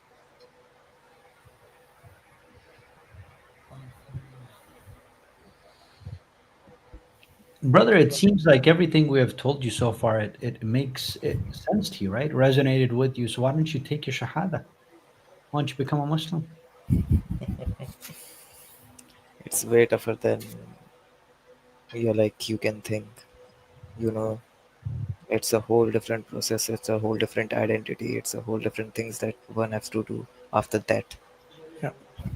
I guess, if you say you have to accept it, then I have to go through some social changes, some mental changes, etc., etc., etc. So It's the first step, but you know what? If you reject it, you go through a lot of changes as well. A lot of people don't appreciate that. Because every journey begins with that first step, right, brother? No matter how long the journey, no matter how complicated, how many obstacles you'll come across, right? Always begins with that first step. Okay, can you just like suggest me some scholar or something on YouTube so I can like go through the whole thing, the whole Not chapters? really. Honestly, I'm not sure that's a great way to sort of go about it. And the reason being that it's one direction. You're not able to talk to them and then get clarified whether you've understood or not. And traditionally, Islam is better transmitted between people talking, interacting dynamically, rather than just content. Okay. How about if I give you my email address? Reach out to me and let's get in touch. What do you Yes. think? All right. Okay. So in Okay. private chat, I'm going to put my email address. Okay, and just shoot over an email to me, and we'll take it from there, inshallah. And regarding the poem thing you liked and what we said, just so it's not misunderstood, look up you can look up Al-Ghazali, very famous, very well known, very respected scholar, and he had Al-Ghazali. Al-Ghazali, yeah. And he had some interest in Sufism and wrote about some aspects of it. And you might get more clarity there. But we're not saying it's like that every Sufi is deviant or anything else like that. It's complicated stuff. So if like you said, that poem sort of captured your heart. I think there's something about this purification stuff which is halal, which is okay. It's just that in today's day and age, especially, like it's almost become like a group of people who are more associated with deviant practices, and that's why the thing you've heard where people are very cautious about that. So Yeah, so stick the poem. to the mainstream stuff first, and that Okay. stuff can be explored or built upon on top once you're safe. But if you were to go into that to Where's start my with, phone? it would just be all over the place. Islam has that right balance, like Brother Mansur mentioned, right? So Where's my that asceticism that you're looking for, or the tasqiyah, the cleansing of the soul or the heart, it's got there, right? But at the same time, it doesn't neglect the world completely, because this is the reality around us. We have to live in communities, we have to sustain ourselves, we have to sustain our families, etc. We cannot abandon them completely and go into the other extreme. But this is where the right balance comes in. So I'll talk to you about all of that in detail. Just shoot over an email to me, please don't forget, and we'll get in touch, inshallah. Just one Right? thing more. For just Yeah. one thing more. Like totally disconnected thing from. What do you think about dreams? About what? Dreams. Dreams. Yeah, Sapne dreams. What do you think about that? Like, are yeah. those things? There are various explanation about dreams. Does Depends on they? how the dreams comes. Some dreams can be inspirations from your creator telling you about how things are. Some dreams can come from very evil forces around you. Some dreams can just simply be how your day went by, and the stress and anxiety Mind and things that shuttle. you felt, and how your brain activities reminds you again in your subconscious, and it creates all these imageries and animations and things like this, and that's you can collect. So the various explanations there, and some dreams can be from Allah, your creator, as a guidance from you. But we don't rely on them, because these are just suggestions coming to you, and you cannot be sure about these things. And that's why there is a science of interpretation of dreams developed. Some people have found something about how best to interpret. But again, this is not an area where you can be absolutely certain and sure this means that, because to interpret dreams is not easy. Yeah. But there is Okay. some very interesting reading around dreams that can be done. Like there's interesting hadith, for example, one where the Prophet ﷺ talks about it as being like a little death, basically, and that our soul goes back to be with Allah during while we're asleep. So there's lots of interesting bits and nuggets you can go read about without any harm that could be of interest to you. But trying to learn the science of dream interpretation, even the best are not particularly reliable at that. Really, it's a prophet's job. Okay, let's leave it there. Question mark. You need to reflect on what we've said. Bear in mind that when the truth comes to your heart, be ready to accept it, whatever the consequence, because your own salvation, which is your safety from the hellfire, is paramount compared to everyone else, because you need to look after yourself and your destiny, where it's going to be. So your society, your friends, your families, your colleagues, your people around you, they are not going to help you in the day of judgment. You will have to account for your belief in your deeds. So at a time and a day when we are only to our own self, on the day of judgment, to account for, to justify what we believed and what we did, we will have no excuse if we left the true guidance when it came to us. So to take this very seriously, reflect on it, and when you find that it makes sense to you, accept it, because you don't want to die in a state other than Islam. Okay, this is the only way, the only guarantee that one can have, having heard about Islam, having heard about Prophet Muhammad sallallahu alaihi wasallam, is to accept him. If we don't accept, then of course we lose. We have a risk that we might lose the hereafter, because the only key, the gateway, the key to heaven, to paradise, to Jannah, is that declaration of your statement that there is no deity worthy of worship except Allah, and Muhammad sallallahu alaihi wasallam is his messenger. It needs not only to come from your heart alone, but declaring with your tongue as a matter of affirmation, where you actually saying, yes, I submit. Submission is not merely something on your heart only. It needs to be done with your tongue, and it's not easy, as you realize. After all this time we're discussing, it's not easy, because you are thinking about X, Y, and Z, lots of different things. It's not easy, and that's why it's important and necessary that we actually declare it, this affirmation, before our death, and we don't know when we're going to die. Something I really want to sort of warn you about from my own experience, and many other people who came to Islam have the same experience somewhere along the way, which is, remember what we said about the ego or the nafs, and how often it's in control of us in ways that we don't realize, and that we're better that when we are not, we're better that we're on top of the ego than it be on top of us. But Islam is like because it's so fundamental in submission, because we have to get rid of arrogance to be in paradise. The nafs is terrified at first of Islam, and it will come up with all sorts of things, and the whispers of the shaitan will start coming to you, which is all these kind of fears and doubts and what ifs and this kind of stuff. And so, yeah, just observe that coming. It's expected. It's going to be part of the thing. And the question will then be is can you get on top of your nafs, or does your nafs get on top of you? But I will pray for Allah to guide you, and I would really strongly advise you to that God that we spoke about. And if you can, just revise the characteristics, you can go back to the live stream, read them.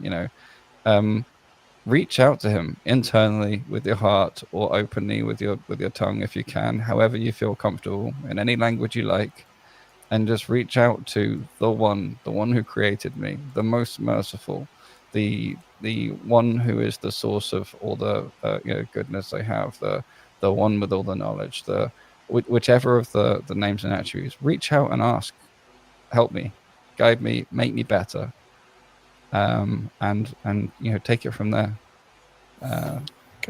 Okay, sure. Right.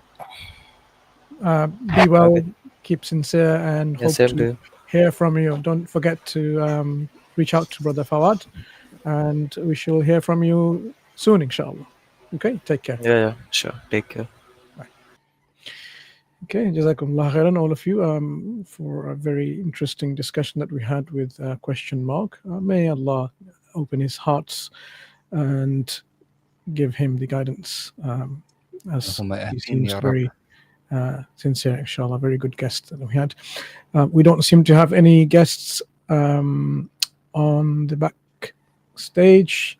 Really? If anyone wants to join, this is your opportunity to join the panel and ask your questions. Otherwise, we will bring this live stream to a close very shortly, rather than speaking to ourselves only. So if you want, join. The link is pinned. If not, we will bring to an end this stream with following a nice discussion we had. Hopefully a lot of interesting points have been raised and made in there, which we hope will be of benefit to all of you, Muslims and non-Muslims equally. The struggle is real. It's not easy to change one's belief system, because there's a lot of changes that we'll have to follow afterwards. And he mentioned about mental changes and societal changes. What we have to do is make sure that we have that sincerity and that willingness to accept the truth. And let's hope everyone's like that. We have Brother Yeah, Abdul they Aziz usually are joined growing us. We have a pains. guest But who's joined. We'll take that guest now, inshallah. Brother Abdul Aziz. Assalamu alaikum warahmatullahi Wa alaikum wabarakatuh. Wa alaikum salam. salam wa rahmatullah. Alhamdulillah, I'm very happy. This is my first. We can hardly hear you. Get- If you don't mind, come close to your microphone. Yes, yeah. I'm from India, and I'm very happy to share with you. I actually watch your videos in Facebook and YouTube dealing with atheists. I like your skills convincing the atheists and the other religious men. And my question to you is, I often hear from Christians that in Surah Yasin, verse number 13 and 14, and in Tafsir Ibn Kathir, the Christians say that Allah sent Bulus. They claim that Bulus is the Paul, the Antichrist Paul that we believe. So, I mean, why do we have a reference from Ibn Kathir that Bulus is called Paul? If I How to became a deal with that? commentator, a mufassir, and I write something, it refers to you. Would that now seriously endanger the Quran and saying it refers to Brother Abdul Aziz because Mansur the mufassir wrote about it? Do you see the problem? We are much more focusing on the mufassirun, commentators of the Quran, rather than the Quran itself. Yeah, Okay. it's easy to see why he might think that, because look at the deviant misguidance away from the core message of one God that Isa brought. Look at how it brought the Trinity, and look at how it related to the Roman Empire. So I don't know exactly what he wrote. I can understand maybe thinking something or saying something, but that doesn't I just wanted impute to know the if Quran in Bulus any way, right? That's one person's opinion, and it's just opinion. is Bulus the Paul actually when translated into English? Not that I'm aware of. Yeah, I This is mean, what some technically it would Christians be, claim. In Arabic, they don't even have the P. They replace it with a B. Yeah, Maybe someone. So it's pretty vague linguistically, anyway. because we know and this he's just Antichrist Paul. relaying the opinion of somebody, Yahi. So have you read the tafsir yourself? No, I have read the tafsir. In that Paul is not mentioned, but the Bulus is mentioned. So Right. when I googled it, Wait, it showed me that Bulus is the hang on. nickname for Paul. No, that's fine. Okay, Balus. So let's say it is Paul. So what does the tafsir say, since you actually mentioned that you read it yourself? The tafsir says What that did Allah Ibn Kathir say? in Surah Yasin, verse number 13 and 14, it says that Allah has sent two messengers to the people of that particular region. So they have rejected both of them, and Allah has sent the third one. His name is Bulus. And that's Right. what I No, could that's fine. remember. But Ibn Yeah. Kathir himself, what is he saying No, he just named regarding this particular Bulus. opinion? Is this the only opinion that he gave? He sent Allah. He says that Allah has sent three messages to the people of disbelievers, and they have rejected all of them. Okay. So in that three Read it messengers, again. That's one why I person is asked you. Bulus. Yeah. This is the funny part, Ahi. Like, we Muslims have become so lazy that we don't even read our tafasir. We would rather listen to kuffar speak about our sources, but we don't ourselves actually open up the sources and check for ourselves. Is it saying what they're claiming it is saying? No, That's the the Paul funny name part. is not directly mentioned. The name is mentioned as Bulus, and I checked the Bulus. It is Arabic name for Paul. That's what I got the answer from Google. That's why I just wanted to get No, yeah, but clarification. that's literally Google AI's summary, and the way that summary is built is by taking in a bunch of information from various different missionaries and other sources who try to argue that point. Because we know that Read the tafsir yourself he again, never Akhi, met. and then come back, inshallah. We can discuss it. Okay. Because I can tell you Jazakallah. haven't read the tafsir yourself. Okay, fine. I will Yeah. try to read on a second. Assalamu alaikum. Yeah, and when you say you check or verify something, this could be an interesting lesson. Is be careful how you check or verify. So getting something from a source, like you say, you Google it. Okay, what result came back? What's that come from? And you keep going back until you get to something that can be relied upon. Because then you would have been able to answer the question, who exactly believes this aligns with Paul, and what are the other ones it says? Google comes back now and says identify with Paul and Peter and John. Well, who exactly thinks that and why, on what authority? Once you can answer those questions, you can start to think about and evaluate this stuff. But until then, you haven't got enough to sort of start playing with this idea. So this is something to just note more generally about when you say you've checked something, like you've checked Bulus means Paul. Look carefully at what checking means, and make sure your concept of checking involves going back to I'm not really either convinced. authoritative source or at least that you know what the sources are. Checked according to whom. So it's just an important principle. Because if the reason why I mentioned this, Akhi, is because if you read the entire tafsir on your own, chapter 36, verses 20-29, okay? You would actually know that he himself actually refutes this claim. That's why I said, have you read it yourself? No, I just read 13 and 14 in which Bulu's name is Yeah. mentioned. That's why I'm Okay. not convinced about that. That's why you people are more knowledgeable than me, that I want to get confirmation, clarification from you. That's Akhi, why you know where we get our knowledge from? The same tafasir. Okay, so it's right there. It's right there. So chapter 36, verses 28-29. So as soon as you hang up the call with us, open up this tafsir and you'll get the answer yourself. Okay. But I appreciate what you're saying is, look, I just heard, you're not coming with it as a claim. You're saying, look, I heard this, and you're just coming and asking us. I get that. The reason I'm sort of, insisting careful with it is because this can be a slippery slope, and a bad habit to get into. The really good habit to get into is whenever you see something like this, you dig. You see, where does that come from? Because the best thing to do with most of this stuff is to ignore it entirely, not waste your time, your mental energy, and you find yourself looking at something better. So I'm just saying it's a really good habit to get into, of always, when you have this kind of thing, isn't this true? Or is this right? Know the chain of sources, know why you think that, have your reasoning laid out, know who's who, what's what claim is made according to who, and that sort of thing. It's a really, really good mental habit for you. fine, thank you. Yeah. Assalamu alaikum. Wa alaikum salam wa rahmatullahi wa barakatuh. Brother Sarmat, assalamu alaikum wa rahmatullahi wa Oh, my barakatuh. own. Assalamu alaikum. I didn't know. I was going through a big kathir when just listening to the interesting discussion. Jazakumullah khair. I think you covered it pretty well. How are you doing, brothers? Alhamdulillah. Alhamdulillah. Jazakumullah khair. Yeah, just wanted Yeah, to this is what we're like, one of the things that I'm trying to do these days, right? Instead of giving them the answer on a platter, I'm like, no, go do research. Because we have to be able to give them the habit of doing the research. Like, if they have the time to listen to these kuffar, right, they should have the time to open up the tafsir of that same verse and verify the information. Because it's something, go ahead. It's something I've noticed is it actually becomes kind of like a habit.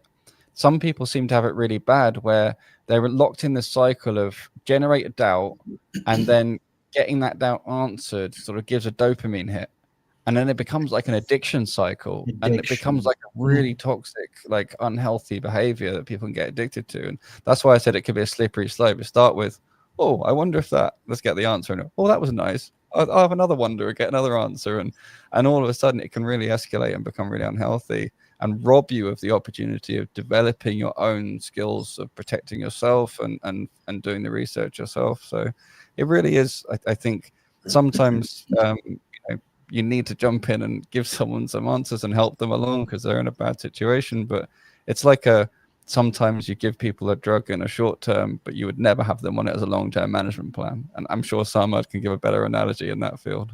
Yeah, not when it comes to tolerance, medication tolerance anyway, because it's one of the most demanding kind of issues, really. But yeah, I get your point, brother. But yeah, I mean, my only take on this is sometimes it's really demanding for somebody who hasn't or when they haven't read enough. So it takes a while before you start to develop or get some sort of a pattern or understanding about this particular author. I think we have discussed this before on Brother Fawad's streams, that some of the Mufassirin, for example, usually wouldn't give a certain opinion. They wouldn't hold an opinion. They would just, list all the accounts that they were able to collect. Some others, like Al-Qurtubi, for example, he would give the opinion straight away, or the opinion might come later on. But usually, Al-Qurtubi, when he's doing his tafsir, his exegete, he would give the opinion either initially or later on in the article. Ibn Kathir doesn't, according to my understanding and the little I read, I don't think he has like a certain pattern. In many cases, he actually makes it quite clear, like crystal clear, this is what I think. But then in many other verses, he just lists the opinion and follows the how do you say, like the pattern or the school of Tabari. So I think it really depends on the verse and depends on whom we're reading to. But in this particular verse, anyway, Qurtubi actually related the agreement on the city, at least. But he didn't. City of Antioch. Yeah, city of Antioch. That's the only thing. But I'm not going to reveal more information. Yeah. But here's the problem, though. So that's why I told him to read. Normally, whoever brings this up, I tell him to read Ibn Kathir, because they love to bring up Ibn Kathir regarding this, right? Chapter 36, verse 20 to 29. So he himself and Al-Mawdudi, right? They themselves, they refute this claim that this city could be a city of Antioch. And the way to do that is because the Quran itself, it actually tells you that this city got destroyed. So it could not be talking about Antioch, because historically speaking, around that time, we don't know of the city of Antioch being destroyed. So we don't know which city it is actually talking about. Another point is that Ibn Kathir himself, he actually gives you 3 different opinions, right? And this is based on what? Based on Israeliyat, right? In the 3 different opinions, he mentions other disciples besides Paul. So they're, I said I wouldn't reveal more information, so it would be up to them. No spoilers.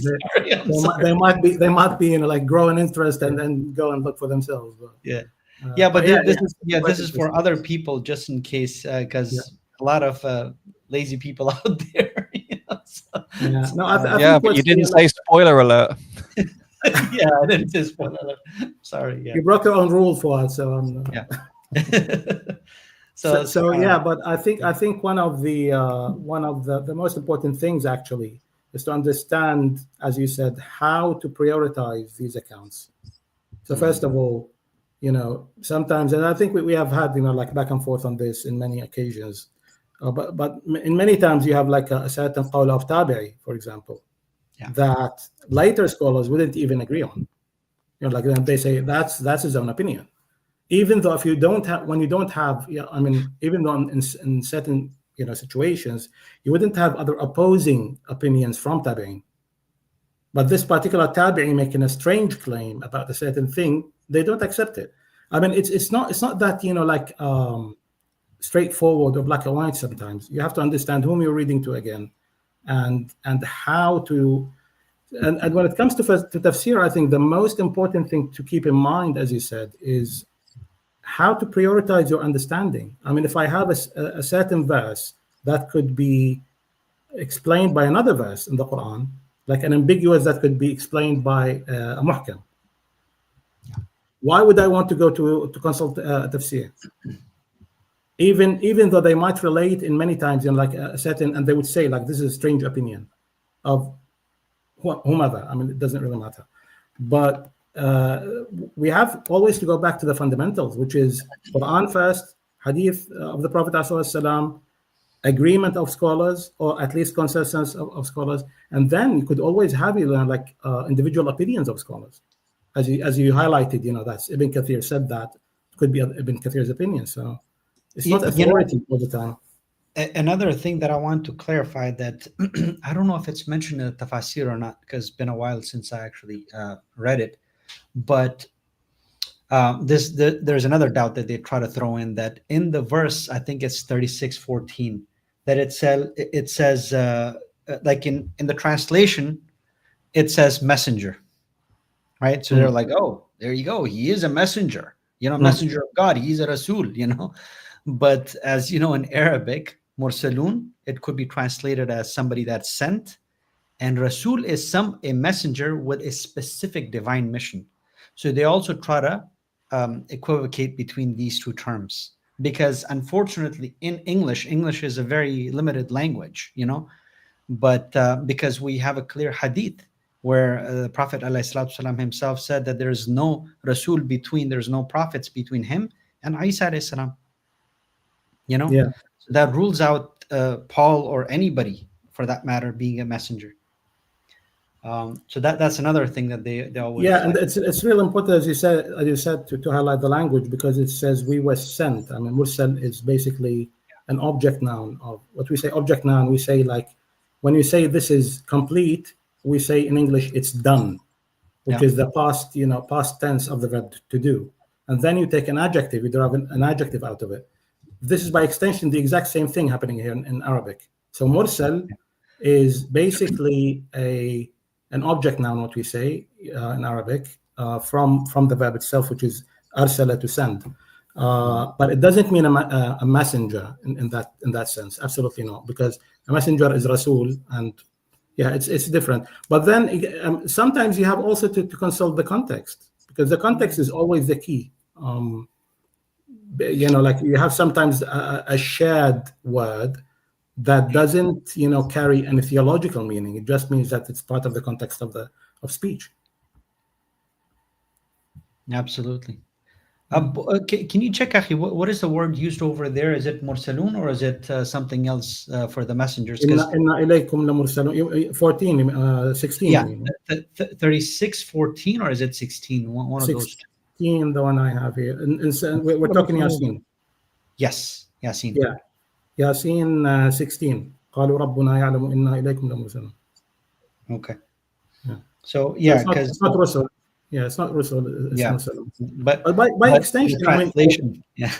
But by extension, the like the word Rasul in and by itself was used for angels, for example. Yeah, exactly. حتى إذا جاءتهم رسولنا, like when they are taking their souls, or collecting the souls of the disbelievers. And when Allah subhanahu wa ta'ala sent Jibreel alayhi salam to Maryam alayhi salam, قال إنما أنا رسول ربك لأهب لك غلاما زكيا. So I am the messenger of your God. But it's not a theological message. I mean, it's not like a new religion he was sent with in that particular context. So you have always to consult the context as well. Yeah. So this is something that they used to bring up back in the day, and subhanAllah, it's just these Christian missionaries. Exactly. It's interesting. Anyway, well, they were waiting for a messenger for a long time, and then along came Facebook with Facebook Messenger. Maybe that was what they were waiting for. It's just misusing words, you just get silly. And this is the thing. What did they actually mean? That's what matters. I'll pray Maghrib. I'll be right back. Anyway, you don't have to go. We're just going to end the stream because we haven't got anyone else. And I'll be leaving. Thank you so much for giving the time. Assalamu Thanks alaikum. for coming in. See you next time, inshallah. Yep.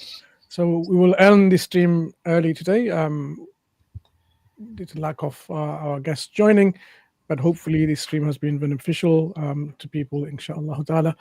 And we will see you next week. Subhanakallahumma wa bihamdik ashhadu an la ilaha illa anta astaghfiruka wa atubu ilaik.